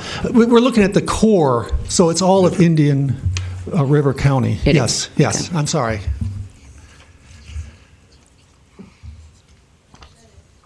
So as mentioned, though, as you go through it, Orlando still retains a lot of the international traffic when it comes down to it.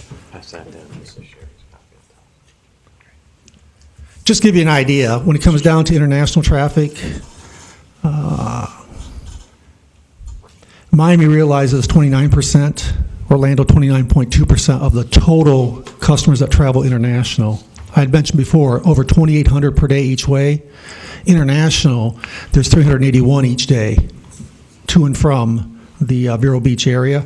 And Miami, because of the opportunity to fly nonstop, so they get a higher percent. They'll drive past West Palm Beach and Fort Lauderdale to use the long-haul services out of Miami. And then going back to the domestic side, it's not shocking, but the number 1 market for the Vero Beach area is New York City. And that New York City covers the 5 major airports: LaGuardia, JFK, Newark, White Plains, and Islip, Long Island. Number 2 is Washington, Baltimore capital area. That's Baltimore, Washington National, and Washington Dulles. And not shockingly, not unlike New York, the preferred airport in New York, LaGuardia gets the majority of the traffic. Washington capital area, the majority of the traffic flows to Washington Reagan or Washington National. And then Chicago, it's about 60-40 split between O'Hare and Midway. And then definitely the Boston. So if you look at the top markets that flow to and from the Vero Beach area, it's all Northeast Corridor, very high influence, but that's how it's been for many years. It's all that's natural East Coast to and from the Florida beaches. And then one that really stands out, but it doesn't stand out because you know better than anybody else, the LA Basin, the long history between LA and the Vero Beach community. And then locally, because of the high amount of business to and from, is Atlanta. That's the question. 6th highest. These are round trips, even if they have different legs in them? I mean, like Atlanta is generally a place that you get on another flight. Right. This is strictly the destination. The destination. Right. It doesn't. We don't look at what's flowing across Atlanta, even though you're right. The vast majority of the people that fly out of Orlando going to Atlanta are connecting beyond. We're only looking at the destination, the O&D between. The end. Right. Because even you look at New York City. Right. Even though there's dozens of nonstops every day between New York and the Central Florida and South Florida area, a number of those are connecting over Charlotte, over Atlanta, and even over New York. So it's right. That's why we look at the O&D, which is origin or destination, regardless what the connecting point is. Okay. Because even some of that New York traffic and that Washington traffic, even the Chicago traffic, is connecting over Charlotte and or Atlanta.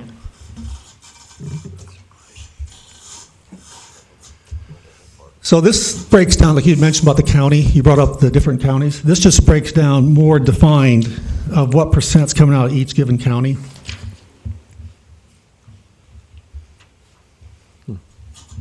Just shows like the concentration. The greener is the more high concentration. And there it gives you the exact numbers. So what you're pulling out of Vero Beach as a percent, and then again, you are getting some out of Sebastian, but it just shows the different. This is just showing the different cities as a breakdown. Where here is the county structure. Now this, just to be clear, this is each way. Correct. This is each way. This is total traffic. So if we went out, yeah, you definitely have traffic coming out of the different counties, well north and south. But we're looking at just this area as a concentration as to what really you're pulling to and from. Do you have any idea how much of that you think could be attracted by a commercial service here at Vero Beach, percentage-wise? Or I'm sure that has a lot to do with how you market and what airline it is, but I'm just kind of getting an idea. That's everybody that's using all airports and all airlines elsewhere that are coming from this area. Yeah, what it comes down to, when you look at the data, case in point, the number one airline that captures the traffic, that 2,800, the number one airline's American. Now that's the American and U.S. Airways combined, the new American. The number 2 airline is Delta. Number 3 is Southwest, and the 4th airline in the list of their market share and their piece of the pie is JetBlue. Well, JetBlue is only getting 13% of this traffic. So if the number one market is New York City, well, the carrier that has the greatest opportunity to come in here, and the reason that JetBlue would look at this as a viable option, they're not getting, right now, they're only getting 13% of the revenue. They're losing 86 or 87% of that. So they'd say, hey, I can go in and get market share, and that's how it's built. They don't care about the 13%. They're already getting it. But they care about what they're not getting. Mm-hmm. That's what really stands out. So when you look at this, when I say it's 2,800 to and from, it's roughly about a 75-25 split. 25% of that traffic is coming in, basically living in this area. 75% are coming in to visit because it's that Florida phenomenon. They come in here, like you mentioned, the snowbirds. Not shockingly, the best time of the year for airlines going to Florida, February 15th to April 30th. You get all the peak holidays. You get all the different spring breaks and winter breaks, plus you get all the different kickoff, like Daytona 500s. All of a sudden, the demand really peaks during that period of time. But not shockingly, Orlando may board, when you look at it, 35,000, 40,000 passengers per day, but 85% of those passengers are returning home. They don't live in Orlando. They're using that to get back to their location. And even right now, Orlando, even though Orlando may board those tens of thousands every day, when customers get to Orlando, they're actually using Orlando as a starburst to get all points of Florida. They're driving, even though they may have service to other destinations, they're using Orlando to get to South Florida, Southwest Florida, even North Florida. So right here, it goes back that JetBlue would see this as a viable option because they can come in here, and right now there's around 400 passengers every day flying between New York proper and the Vero Beach area. So it tells you that right now JetBlue, they're going to get a better percent of that. But overall, if JetBlue is only getting 13% of total traffic, they can see that as a reason to come in, serve the market. Because even if they came in with 2 flights a day, they could not carry all 400 plus passengers that are flying right now. So that's why they're going to spill, but they'll take the 200 they're willing to pay a certain price to fly on the nonstop option. Commissioner? Yes, this is great information. Last year, through Phil Mattson, the MPO, we looked at trying to identify using a similar thing, but it was called ticket pull data, which determines the origination. And I think Kimley Horn nationally did the study for DOT, or some portion of it, and we bought the fractional portion of the data, which is the originating zip code of the travelers from Indian River County. How many travelers, and this data ours is older than what yours is, but I think we had the 2009-10 data, which was the most current thing we could buy, and that showed enplanements or departures from zip codes from Indian River County was about 37,000 people a year, assuming that they go and then they come back, or vice versa. Our numbers are not as encouraging as these would be eye openers for a JetBlue carrier or some other point-to-point type person. But are you familiar with this other type of? What we want to look at is how many people from Indian River County zip codes, our little footprint only, were departing from Orlando, Melbourne, Palm Beach, Fort Lauderdale, and Miami. How many people from our area were going to those airports? Right, that's part of this data. Because what we do, it's all based on a model, and we're looking at the zip coding for these 3 counties. Right. And you look at it, if it's an 80-20 split, if you were to multiply it up, those numbers will pretty well pan out to be about 2,800 per day each way, because you've got 80% of the cost. Right now, you're looking at 100% of the originating only. What about the 80% of the total that are flying in and out? The New York City, because what JetBlue cares about, it's not going to be the traffic originating here with the zip codes here. It's going to be all that traffic in New York City, all the millions of opportunities they can pull on and put on their flights nonstop to this destination. So what you're looking at just that portion of that pie. Right. Just a smaller. We couldn't justify buying St. Lucie's data from Indian River County's MPO just from a purchase standpoint. Right. When you go back to it, right here it shows that the high amount of traffic concentration is the Northeast corridor between Washington, New York, and Boston. That's where the high concentration is. But of that traffic. Of all that traffic, like we mentioned, there's 2,800 per day each way. Right now, you're figuring that over 2,200 of those 2,800 are coming into the Vero Beach area for their vacation dollars. Right. Yeah, so you've already captured the value going out. We're looking at the total pie. Right, and then looking at the different bubbles, you can obviously see the hub cities: Houston, Dallas, Salt Lake, Denver. Yeah, but what this isn't where they're not connecting. This is where they're going to. That's their actual end. This is their strict point. Right. It's all based on the O&D, the origin, which is going to be Vero Beach and or that location. So New York City is where they're originating their traffic, or they're terminating based upon if they originate out of here.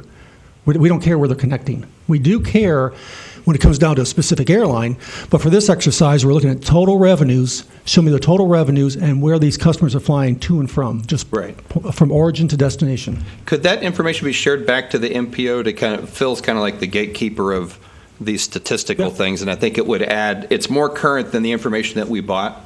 And it's not exactly the same, but I think it would be something that would be I think it'll cost you Aviation Boulevard widening. There you well, go. we're working on that. It's only fair. We'll work on this. The information that's shared, it's very, very detailed. So we're showing you kind of a very high-level executive summary, but it's very detailed. Absolutely, it's there. Right, you get down to the Yeah, because at I that think point- I think we had sent one of you the study that we had done. It was still draft at the time, yeah. Right. But I remember seeing it, yes. Right. And it was encouraging to see how many people actually, now there's probably a short, if you took the year and broke it in half, there's one half of the year that's a lot busier than the other half of the year. And What you have is if an airline were to base their decisions to fly to a certain destination based upon one quarter, right. no, you want to be out that way by looking at the entire year of data. You get to take care of all the highs and lows and peaks and valleys, and that way you get rid of the noise. Because like mentioned with Daytona Beach, every airline in the world would fly Daytona Beach if it was Daytona 500 every week. A little snippet, yeah. Okay, thank You know, you. I think it's important that, the airport isn't isolated just in the city of Vero Beach. So it impacts our region, and I think the more we engage everybody in what's going on, the better chance we have of potentially getting airline service and everything. It's going to be a big community effort, not a city of Vero Beach effort. And since you're kind of a little bit more of the guru on this side, is if you looked at Vero being a JetBlue spot versus Melbourne, who has plenty of blank gates, plenty of parking facility, ticketing, it's already turnkey, would they go, gee, Vero market's great, but we're so close to Melbourne, that would be a better move for us? And I was looking at the angle, who would be a regional feeder from Vero to Orlando, like a Silver, who now feeds both Delta and United from both A and B concourse over there, that what are we, and I guess we would try to get all and anything that we could, but then you get down to the practical side of it, you would have very few dollars to accommodate a Silver setup, but big dollars, big major dollars to accommodate a JetBlue. I'd love to have them. I don't want to be misconfused. Right. There, I've got about 2 million seat miles logged on a variety of airlines, so I like the convenience factor of it. But I think that's one of the things that we've discussed is convenience, but the ticket price has to be right, the destination has to be right. I think we've got some advantages. We can keep parking fees low and things like that would encourage people here to use this rather than, like you said, get in the car and drive the 2 hours because I gotta pay $8 a day to park my car. It's a 2-hour drive.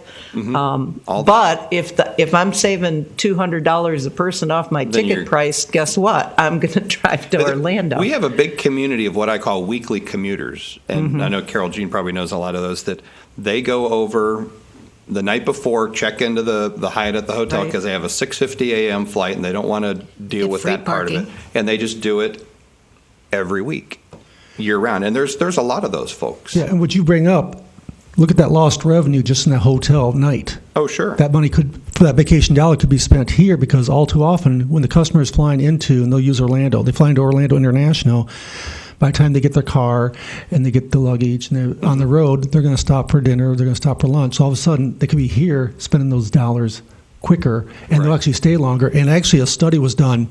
Punta Gorda, again, it's based upon a percent, so it's not absolute, but Punta Gorda is the quickest and fastest growing airport in the state of Florida right now. It doesn't match any other airport, but because as it adds more and more departures every day, Fort Myers, right down the street, the demand hasn't hurt it. So what's happening is they're pulling people off the highway system, and it's not pulling people off the highway system that we're driving I-75 to Punta Gorda or Port Charlotte. They're actually getting customers that have second homes now are flying more than twice a year, 3-4 times a year now, because they can fly nonstop for a long weekend. So all of a sudden, everybody's gaining all these vacation dollars. These customers are spending their money elsewhere. Now they're going back and forth. So you'll see the same thing in Melbourne. I'm sorry, you mentioned Melbourne. Vero Beach. You'll have more. You'll see this opportunity in Vero Beach. Customers will start flying back often, and even your weekly commuters will see an added benefit. Right. So it gets back that the fare is all based upon what the market will bear, supply and demand. Right. So what it comes down to, this shows your top markets once again, the top 5. And Atlanta's a strong number 6. But again, this is just going to that destination. But the LA Basin, the data actually breaks it down. So we'll look at LA Basin, but then it looks at all 5 airports in Los Angeles. It's just not LAX. It looks at Burbank, Ontario, Orange County, and Long Beach. But it looks at all that demand, but you can see all the traffic, how it flows, but all too often, the customer, it'll show it in the data. The customer will pay a higher price to fly out of Miami because he or she can get a nonstop. More often, they can get a nonstop out of Orlando. But it also shows the data that they'll drive and they'll use Orlando Sanford to get a lower fare. It's all based upon the customer knows how to find the bargains when needed. Mike, have you got the, is it broken down by quarters? No, this exercise is strictly done on an annual basis. All right, let me tell you why I asked that question, because I flew with National. We went on strike pretty much every year during the summer because we didn't have any revenue. I mean, just that's the way it was.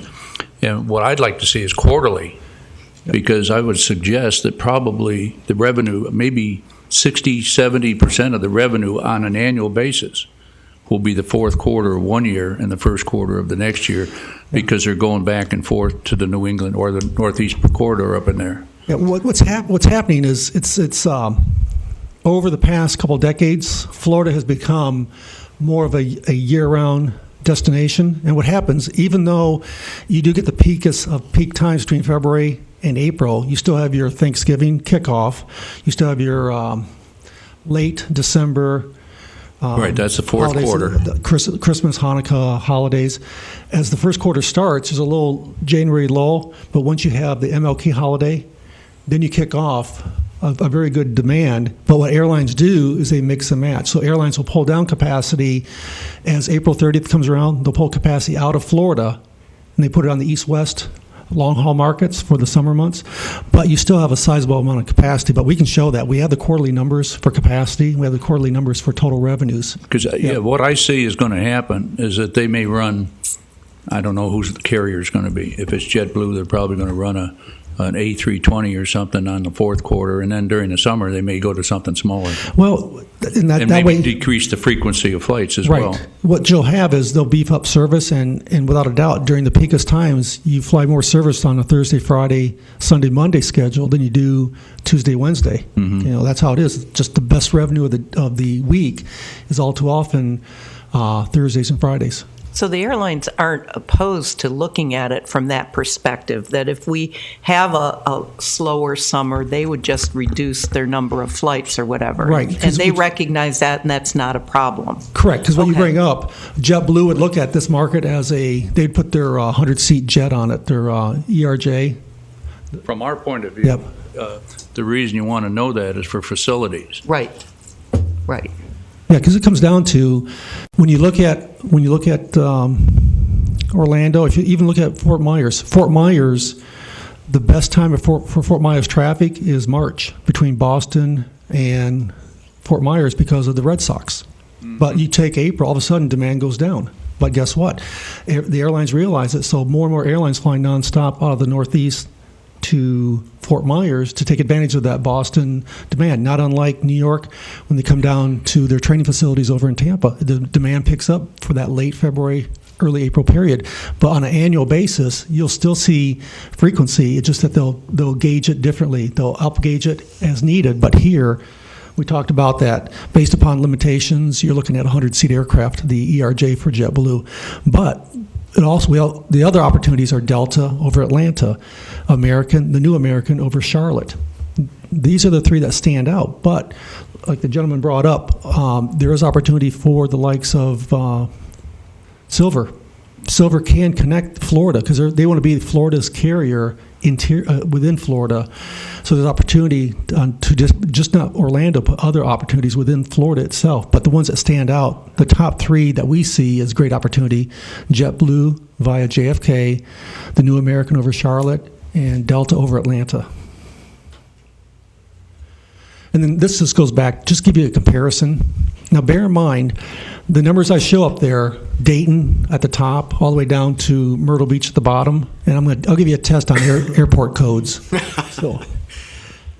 But about Dayton, I'm just show me the airports on the year ended first quarter 2014 where they board between 2,000 and 3,000 passengers each day, each way. So you can see where Vero Beach would fall within that category. Now again, Vero Beach is getting 0, and the assumption is that you won't get 100% of that volume once you add service, but it's at least it's a starting point to grow it.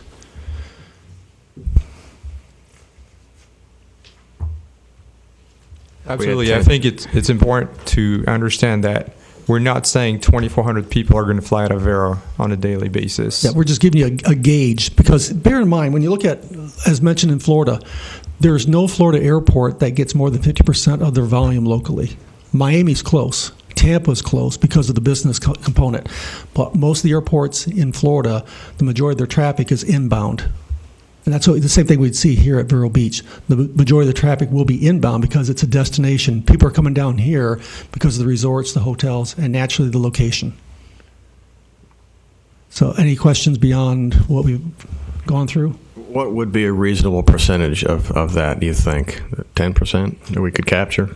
10% would be phenomenal right off the bat, because right there, that fills over 2 aircraft a day without any built up and pent up demand or market stimulation.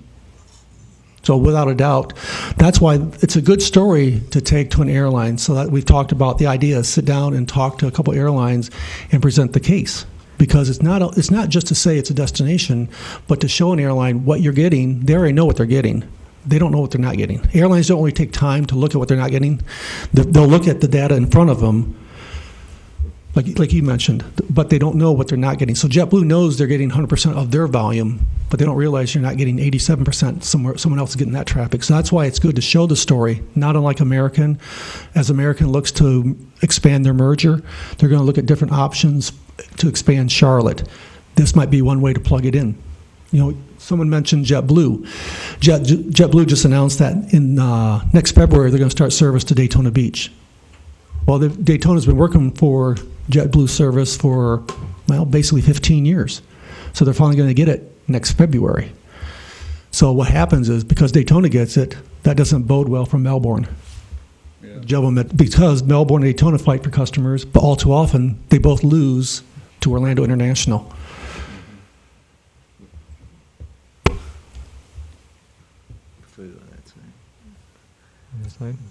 Is this open? Yeah. Madam Chair, I'd like to add a comment. I think Michael and Sixo have done a good job of quantifying the demand, and that's a first step. And clearly, we've shown you some high-level slides. There's more detail in the analyses that they've prepared that will be part of the study. But I think we've put a question before you that's kind of open for discussion. But I think it's our service to also, before you tackle that question, also be cognizant that we've given you a part of the equation. We've shown you what is the demand that's coming in and out of here in terms of folks seeking to originate or terminate here. So you've got a good first step to say, why not? I think we've given you information to answer the why not. But I think it's a fine line between saying why not and saying your decision today will bring you commercial air service starting tomorrow. There's many other factors that go into an airline's decision to add service to a market. Airports throughout the country, I don't even go that far. You could look at the state, and Eric knows many of his counterparts have a lot of resources, capital, staff, departments that focus only on attracting air service to their community. And I'll venture to say that several of them will probably say that the return is not quite there yet, even though they've put a lot of time, effort, and many years into it. So before you tackle this, Mike, I know as an example, you may approach any of the airlines that will know they're here today, and they'll take your information, and it looks very good to you coming in, and you're enthusiastic with your packet, but they'll take that back, and they'll look at where can I put a piece of metal, a plane, that's going to give me the best yield. That's one factor. But I think Michael's the expert here. We have him here. If Michael, you could just touch upon, at a high level, some of the key considerations that go into an airline's making decisions about their service, only because I want you to have that before you tackle this question. Because I think I don't want to paint a picture from our team that says, run at it. It's going to land here tomorrow. Maybe I'm a little bit of a naysayer and saying, there's a commitment that comes across with this. And we talked about earlier, infrastructure, what you do, your decisions going forward if you're protecting for a robust air service piece. So I'll let Michael tackle that. And then the only other point I'll make is that the other thing to be cognizant too of is there's two elements to air service: attracting it and then sustaining it. So if you get to the first hurdle, the race ain't over. There's another hurdle behind it. So it's a little bit of a marathon, not a race. And I just think while we're on the topic, we should at least note that. And Michael, if you could just hit on that real quick. Yeah, he brings up a very good point. An airline isn't committed to just a certain region. So when they've got, this may be the best next idea for Florida, but if they're talking to an airline or an airport out in California, can that airport bring more revenue to the company? So does the yield, like you mentioned, it's all based upon, at the bottom line, can I make more money out of city ABC, or can I make more money out of Vero Beach? That's what makes the decision, and how does it actually complement and support their hub and spoke or their network? JetBlue, it brings in revenue. So JetBlue knows that if they come into the Vero Beach market, some of that traffic they're getting now will just continue to use Vero Beach. So they'll get that percent. But the idea is how they can grow the market to get more volume and more traffic and more. Basically, it comes down to more butts in the seats to bring more revenue to the company. That's what really matters to JetBlue. Not unlike any other airline out there. Right now, they really care as much about capacity. They're very very well disciplined to make sure they're making money on almost every market possible, so they don't add too much capacity. But at the same time, where they can grow to enhance their revenues, their total revenues. So that's why what you do is you present the case, and no consultant is ever going to bat 1,000. He or she knows that they're going to have some few strikes, and they're going to have a few strikeouts. But the thing is, it's a good story to begin with. So the good story starts that we can sit down and talk to certain carriers, is at what point they can slot you in based upon aircraft delivery, based upon a market expansion opportunities, and maybe at JFK. I know that right now JFK until next year, JetBlue is very well, they're chock-a-block full with slots and expansion, so they really can't add anything into next year, and that's why Daytona Beach was announced, but not until next year can it start. But those are the things that stand out, so there's great opportunity, but the story begins with that first conversation that Eric will have when he sits down and meets with the likes of a American planner or a United planner, because it's not just limited to the three carriers I mentioned. It's important to talk to any carrier out there to show them the great opportunities that this community does bring to the revenue table. Yeah, one of the other things that you just touched on there is meeting with airlines cost money too, and there's things that we would have to change our budget, and we're going into a budget year now, so I would have to come up with some realistic dollar figures that it would cost to travel and visit with the airlines. Right now, I think we have about $3,500 in my schools and meetings account, which allows me to go to one conference, maybe two a year, plus some of the others, team members at the airport also go to a couple seminars here and there, and that pretty much wipes out the budget. So that budget's going to have to go up, and I think everybody has to know that there's a cost to pursue an airline, and then there's hiring of a consultant. I'm not an airline expert at all. I'm an airport person, and I would need someone to go with me. You got to pay for hotel, you got to pay for travel. We may want to bring city manager, airport commission chair, others. So you're talking about some dollars. I just want you to be aware of that. I think you also have a potential of additional revenues coming in, though, certainly even in the short term, but especially during the long term, if it is a successful airline. There's things like passenger facility charges and that are PFCs that an airport receives when an airline service is operating. You receive a little bit higher priority from FAA, and there may be dollars that we now do not get that we'll have opportunity for different pots of money that we could pursue for capital improvements that we may be talking about. So there's a lot of things, but I think those have to be considered, and we need to take a look at some of those. We also have to look that pursuing an airline changes the character of the airport. And we've always been a general aviation friendly airport. We have a lot of flight training, recreational, we have corporate jet traffic. when you move to the next level, you bring in security issues, you bring in additional staffing perhaps. We would have to have a security identification area with badges and all the fun things that you see at some of the bigger airports that go into that. So you have both sides to weigh, and I want you to be, as Pete was saying, and we have a lot of things to consider, but we have to make that decision. We can't just sit back and wait for the airlines to come in, and we may be at that point right now.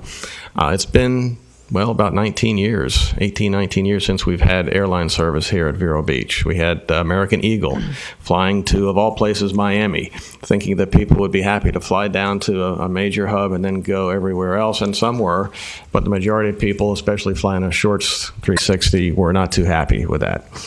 So, but we're almost 20 years later. The economy is starting to move, and I just think it's up to you guys. But I can tell you, I can go either way. I'm happy either way, and I would be happy to pursue this. And even if it ultimately ends up in a failure and the airline decides to pull out, at least we can say we gave it our best shot.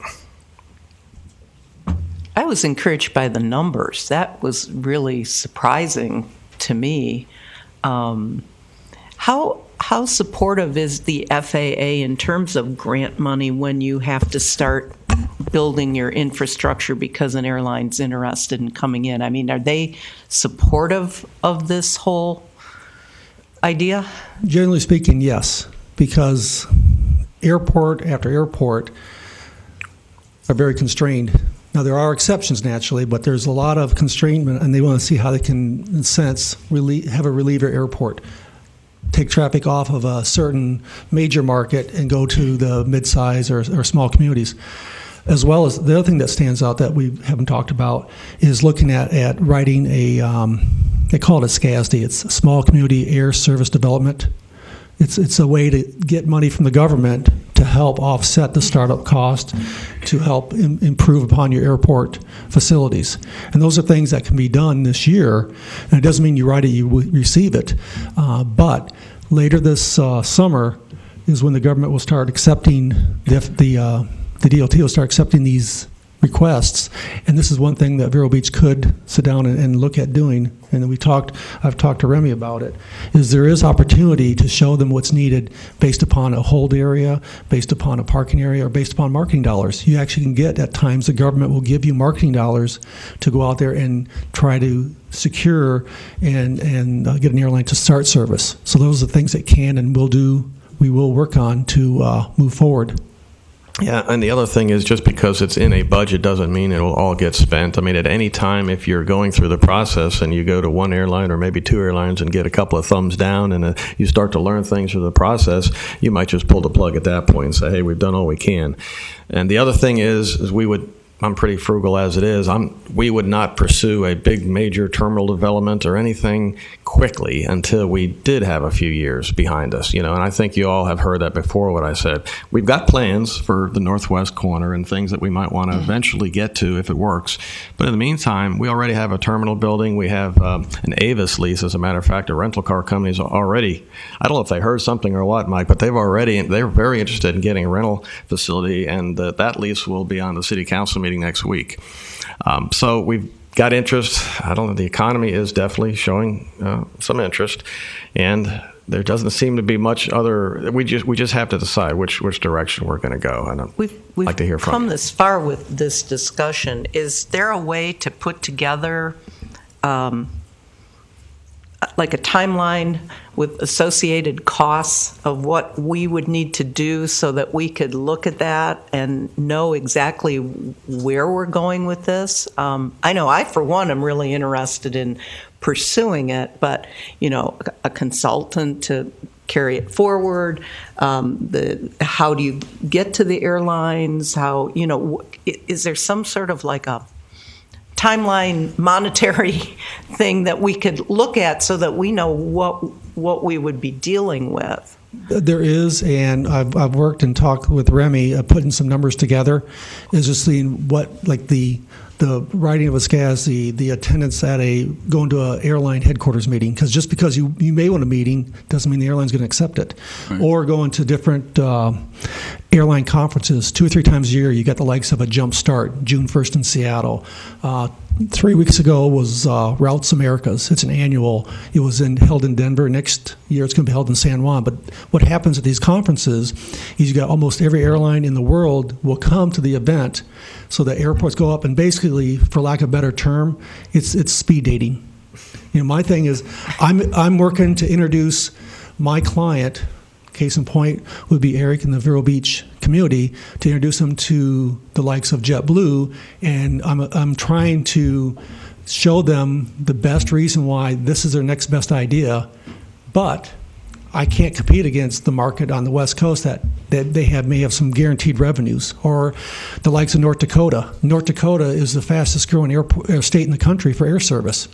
No one saw that coming, but it's all based on oil. So guess what? Airlines are very reactive. They're not proactive, they're very reactive. So all of a sudden, they see all this revenue, so they're going to chase it. Not unlike what we can show them on the Vero Beach picture, show them the type of revenue that's out there. The $2,800 per day, that's a darn good start, because once you start the service, you actually grow it, because how much of that traffic you'll take off 95 that right now is driving from the Mid-Atlantic to and from this area because they can't get a seat. Those are things that you want to chase. So that's why it's important to do that. But there's other things, is, like you mentioned, a hold area, a temporary trailer will suffice. A lot of airports do that. You start up and just go over and talk to Punta Gorda. Punta Gorda started off with just a small little terminal. They've quickly outgrew it. So now they're expanding more, but they've been very successful. Doesn't mean that every airport that does that or gets the initial air service is that successful. It just happened. It's the right time, and the state of Florida's economy definitely helps out. So East Coast, you'll definitely see that much more volume coming out of the eastern seaboard. I think in order to get to this question about what, pursuing it, yes or no, maybe we could all hear from each other about what your thoughts of pursuing commercial air services, and then we'll get to this vote so that we can move. Barbara, I've already got into this. I apologize for being late, but I've really been busy. I have all the airport commission members from Punta Gorda, Naples, St. Augustine here in front of me, and my intent was to interview each one of them and see what I could draw from them as far as the database that we need, that they've already gone through it. And if we could go ahead and pool that data and make some decisions from that, Eric's office or wherever, it seems like we would be more educated into how to go about this, because right now it's so new to us. I look at it from another point of view as well, where we're going to cater to them. What stops them from being attracted to us? In other words, you're saying we need to go to them to sell Vero Beach. Well, if they want to come in, is it just because they don't know about Vero Beach? Because if they want, you've got the statistics, right? And if this is going to work, then they ought to be coming to us. They should, but the problem is, it goes back that they look at what they have in front of them, and every day, every airline gets all the data from the previous day's results. They're looking at that data. They're looking at their own numbers, and they also look at some of the DOT numbers, but they don't take the time to look at where the customers are really going. Now, they may do a survey on board once in a while, but does Delta really know of the full flight they have today going between Atlanta and Orlando? How many of those customers are going just to Disney? They don't. All they know is they have customers flying between Atlanta and Orlando, and they know the average fare. They know when they book the ticket, but they don't know anything about that customer outside of the aircraft. Well, I propose that we interact with the airport commissioners and the airport managers of the airports that have just gone through what we're looking into. Well, I think let's make sure that we want to pursue this first, and then we can get into some of the details. So you would be in favor? How are you going to do that if you don't have the data? That's the choice. Well, I think this is just, do we want to pursue looking into this? Oh, absolutely. Sure. Yeah, I don't think we need to get into specifics right now. We just need to have a recommendation from the commission. Would the commission recommend that we start seriously looking into commercial? I think we should, because if we don't, we're going to get blindsided, just like Mike said about North Dakota. Right, I mean, we don't know what they don't know. right. If it comes as much as a motion, I would like to present that motion at this time, that we do progress with not necessarily plans, but the idea and concept of developing some future talks, some future manner in which to attract scheduled service. Do I have a second? I'd like to second and third that motion. Yeah, I'm for it. Under discussion, I would like to see, Madam Chairman, if we could have a just certainly a gentleman's agreement, if you will, between the airport, between the City of Vero Beach and Indian River County, as well as our municipalities, Indian River Shores, the upcoming Fellsmere, and make sure that everybody is not that they're not yes or no from them, but that they are part of the team that outreaches to these airlines, that we go as a whole unit. We don't just go as lovingly, Jim, the City of Vero Beach. And, Mr. Chairman, if I might, I'd like to expand on that, and I think it needs to be a designated contact at each of those. And I've heard that, that there's a significant shareholder of Silver that's a resident of Indian River Shores. There's we need to play every contact angle that we have to bring service here, because on economic development, I've heard more than once from companies that said, we really like your area. We have a lot of people that come and go. You're not close enough, so we're going to pick a site that's not where we want to be, but meets our travel needs. So bridging that gap, and I think the county could look at being an active partner with that. And if any of, I know Mr. Cantor has been in my office, but it is filled 100% with airplanes. So I have a few good contacts around, but I think we need to, when the time arises where we reach out, that we have a designate, it's an Eric and whoever becomes part of it. And also the MPO, because that's part of, one, there's some dollars that are there that can help us do things, separate dollars that I think that what Eric has access to. And I think we need to make a good effort, because I think the traveling numbers are there. It's just, how do we raise our flag and say, hey, come look at us and be recognized for the traveling public that we do have. And I agree with you, Commissioner, and especially on the fact of who lives here. Right. We really don't know who lives here. It's an amazing community when they walk in our doors and we find out who they are and what they do and what help they can be to us. That's how we had Eastern originally, was, the people that moved here. So. And most of the time, they have just never been asked to help. Right. So we should just reach out to those contacts that can help us with that. And at least if they don't come here, they're going to know that we're here, and eventually, because the numbers justify somebody being here. It's just a matter of who do we get here, and then treat them well while they're here and support them while they're here. I think I was on the second to the last U.S. Air flight that was out. Was also on the last stranded flight on Eastern in Atlanta when they pulled the plug. So I've had some fun experiences, but I like to have a nice long-term relationship for opportunities, because there's an economic development side that we have lost out at least 3 times that I know of in the last 2 years, that we weren't close enough to air travel for them to want to be here. So thank you. Yeah, I agree. Again, the airport isn't just in the city, it's in the community, and we need to draw on everybody for their support. So we do have our motion. I'd like to add one more thing, that we add to that the idea of establishing some budgetary changes in order to proceed with it. Because we are in the budgetary process. Is that correct? That would be helpful. Does that mean robbing Peter to pay Paul? Or influx of new monies?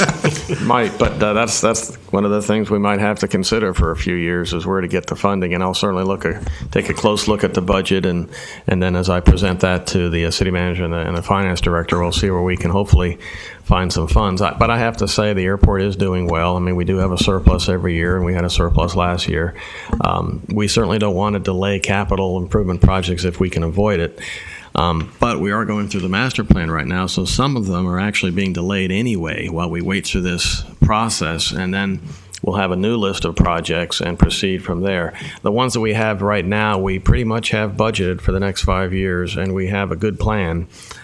We talked about Taxiway Echo and how that might alter, so there's one that could possibly be delayed for a year or two, and that frees up some funding that we can use for this.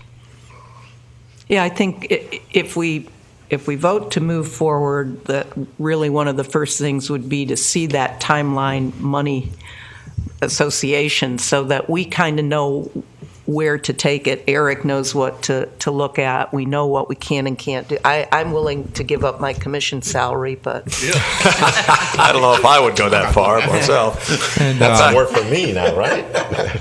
I think in that timeline, there are dates that you should be aware of, such as the application for the small community development. right. If you want to apply, that will need to be done, That's what we without really missing the need deadline. to know, because we're Right. The SCAS, when you look at that, again, I'm sorry for using the SCAS, but Small Community Air Service Development, June 1st is when we can start working on that. So we have up to that point. At that, you'd have a good 6 weeks to get it written before you turn it into the government.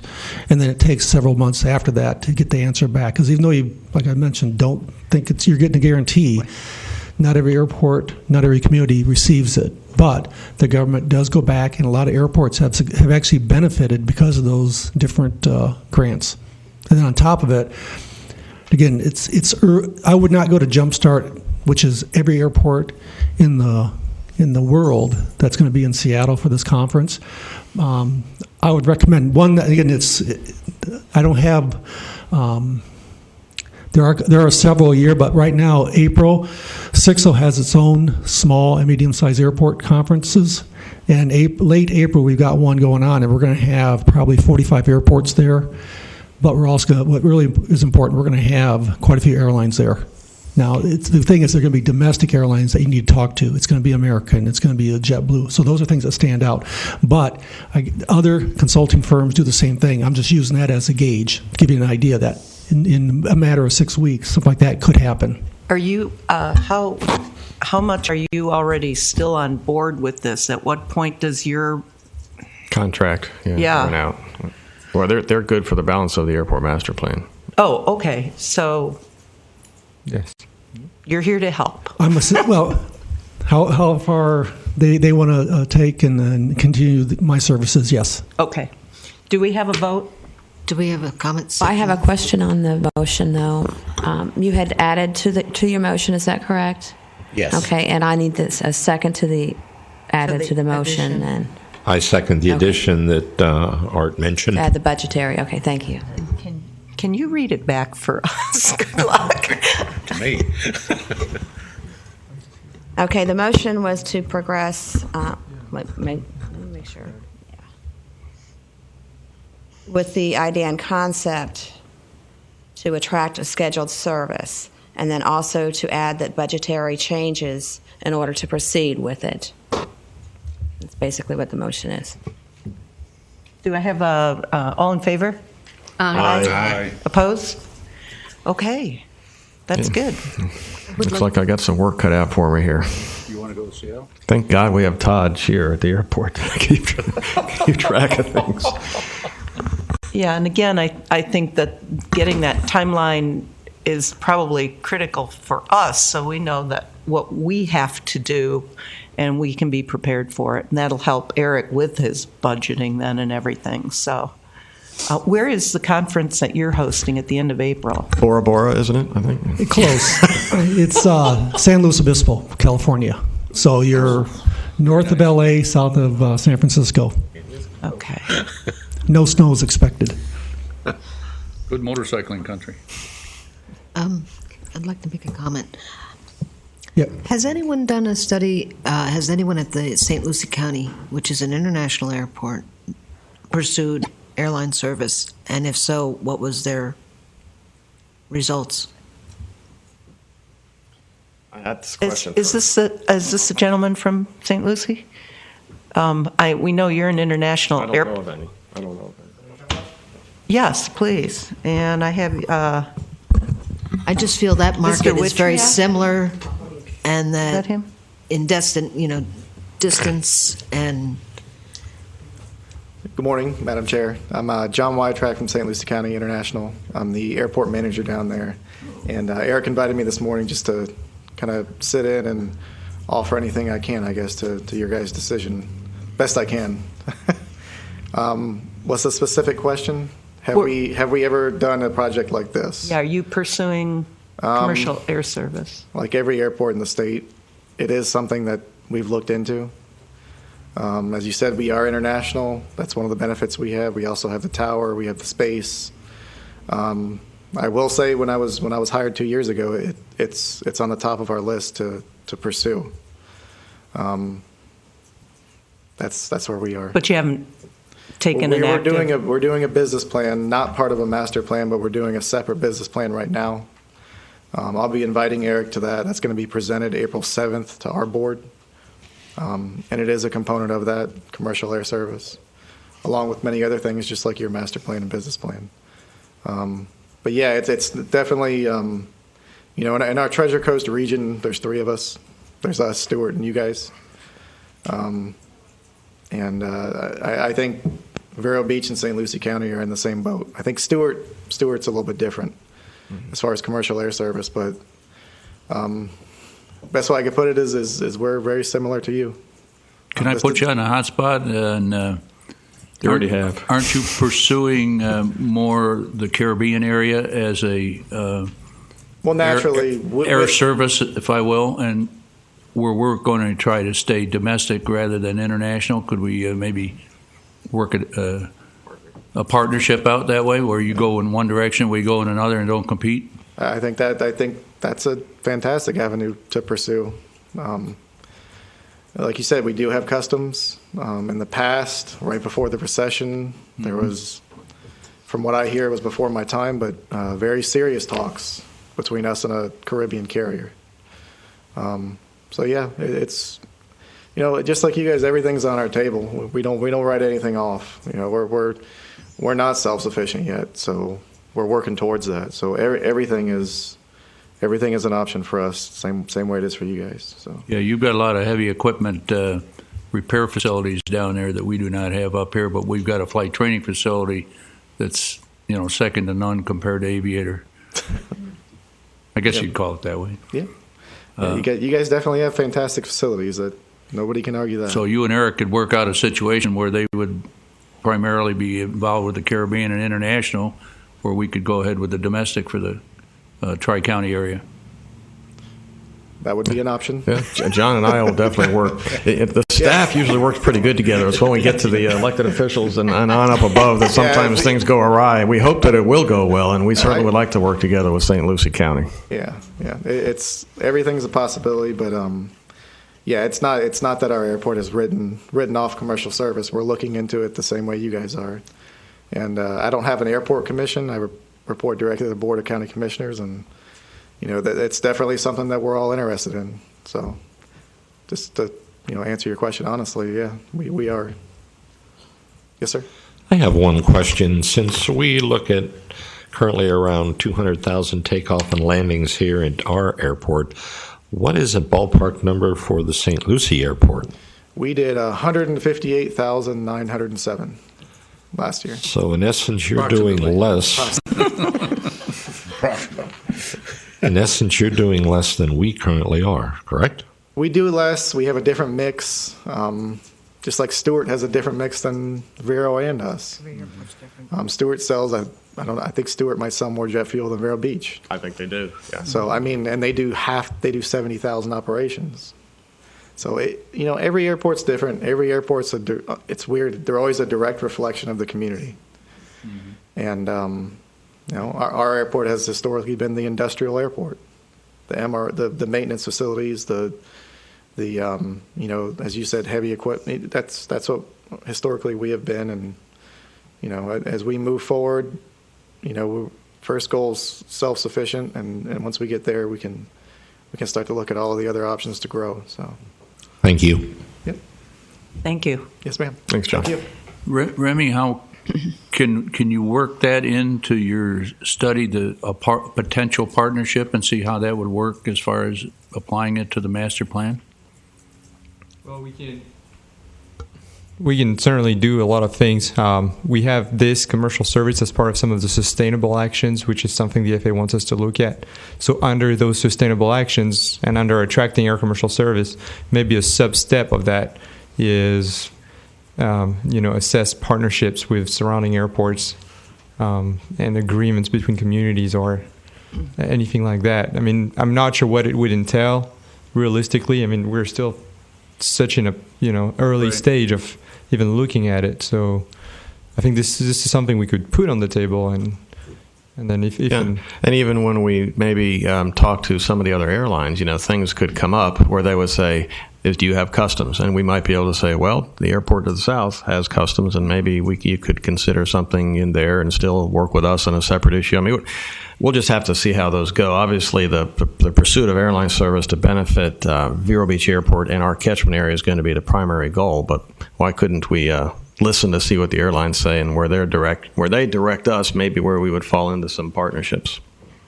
Yeah, I think in light of St. Lucie County also wanting to pursue this, that the quicker we get our timeline and see what's going on, I think the better for us. Mm-hmm. Since we've discussed it, let's not sit on it for a couple of years. Let's move on it.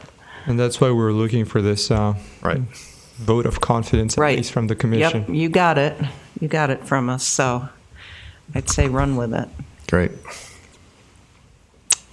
Well, yeah. I'll unless you have any other questions, I'd like to close this part of the meeting. I know it was a little over.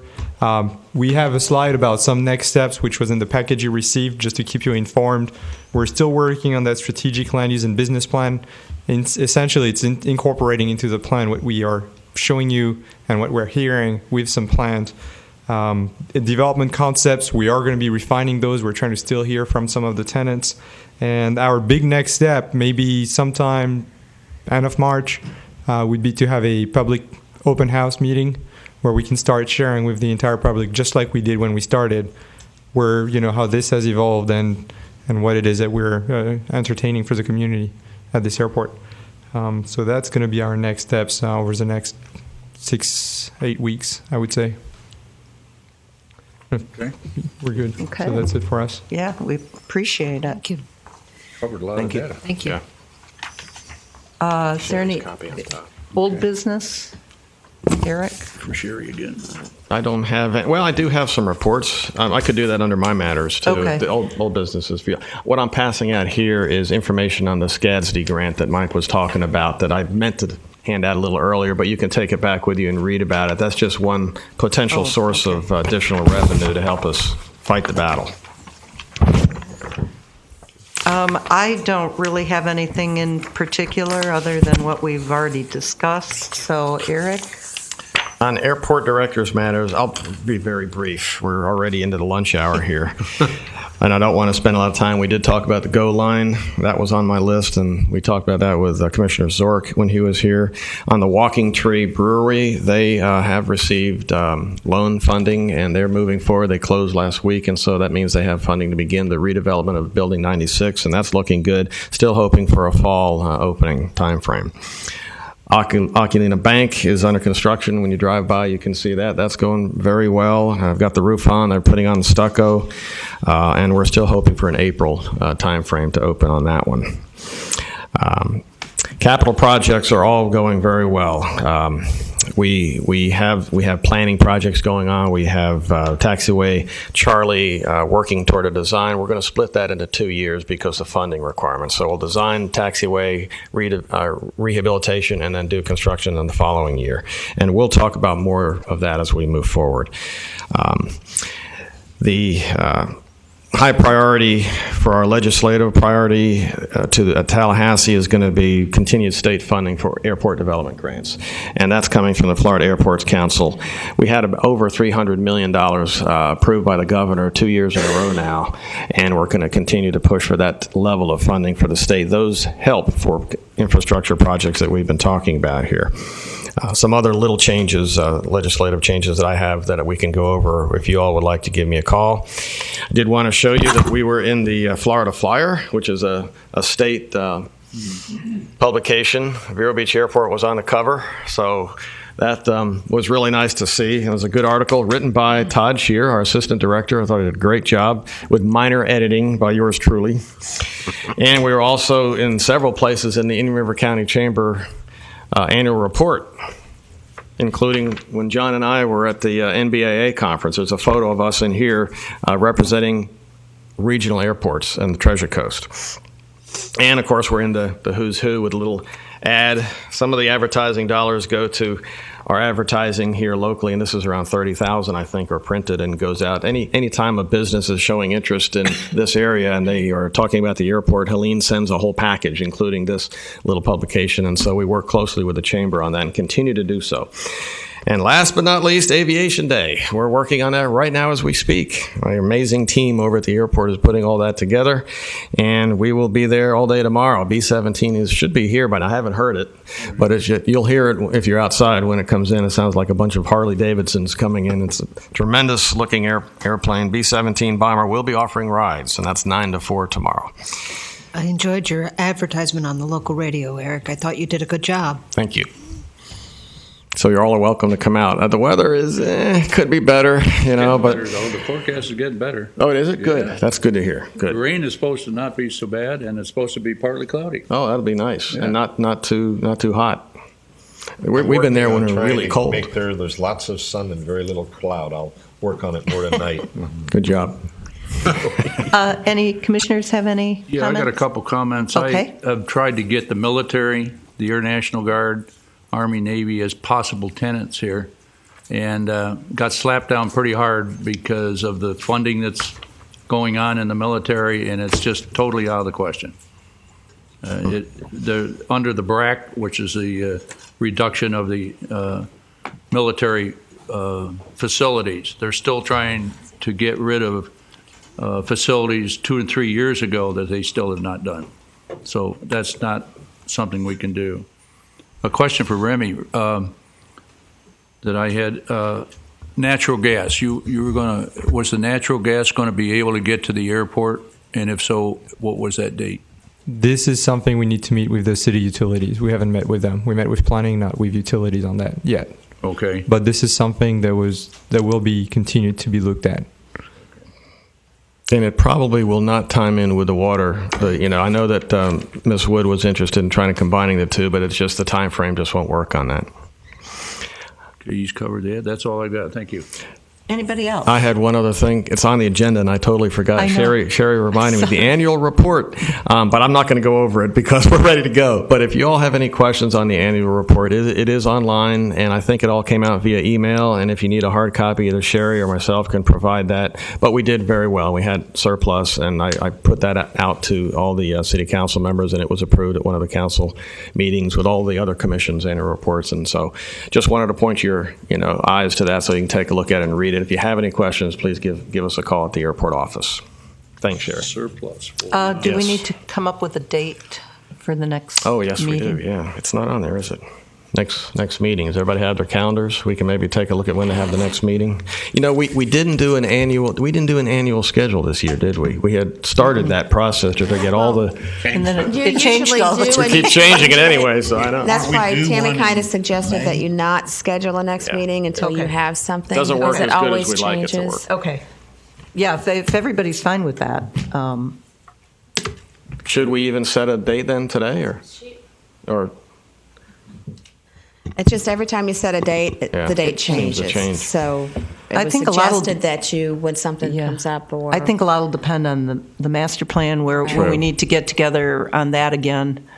I'll let you all know. And when then there's going appropriate to be date, and the we'll- public meeting and October, November. probably the master plan committee meets again, I would presume, maybe. Correct. Okay. Yeah, so there's a lot of moving parts here, I think. Yeah, good point. Okay, and again, I'd like to thank all of the commissioners for all of your input and the work and time and effort that you've all put into all of these different issues, because we wouldn't have a commission if everybody wasn't engaged. So, and I thank the consultants, and I was very encouraged to hear that the county's interested in participating with all of the things going on here, and want to just thank everybody again. So, without further ado, meeting's over. Ooh, I've always wanted to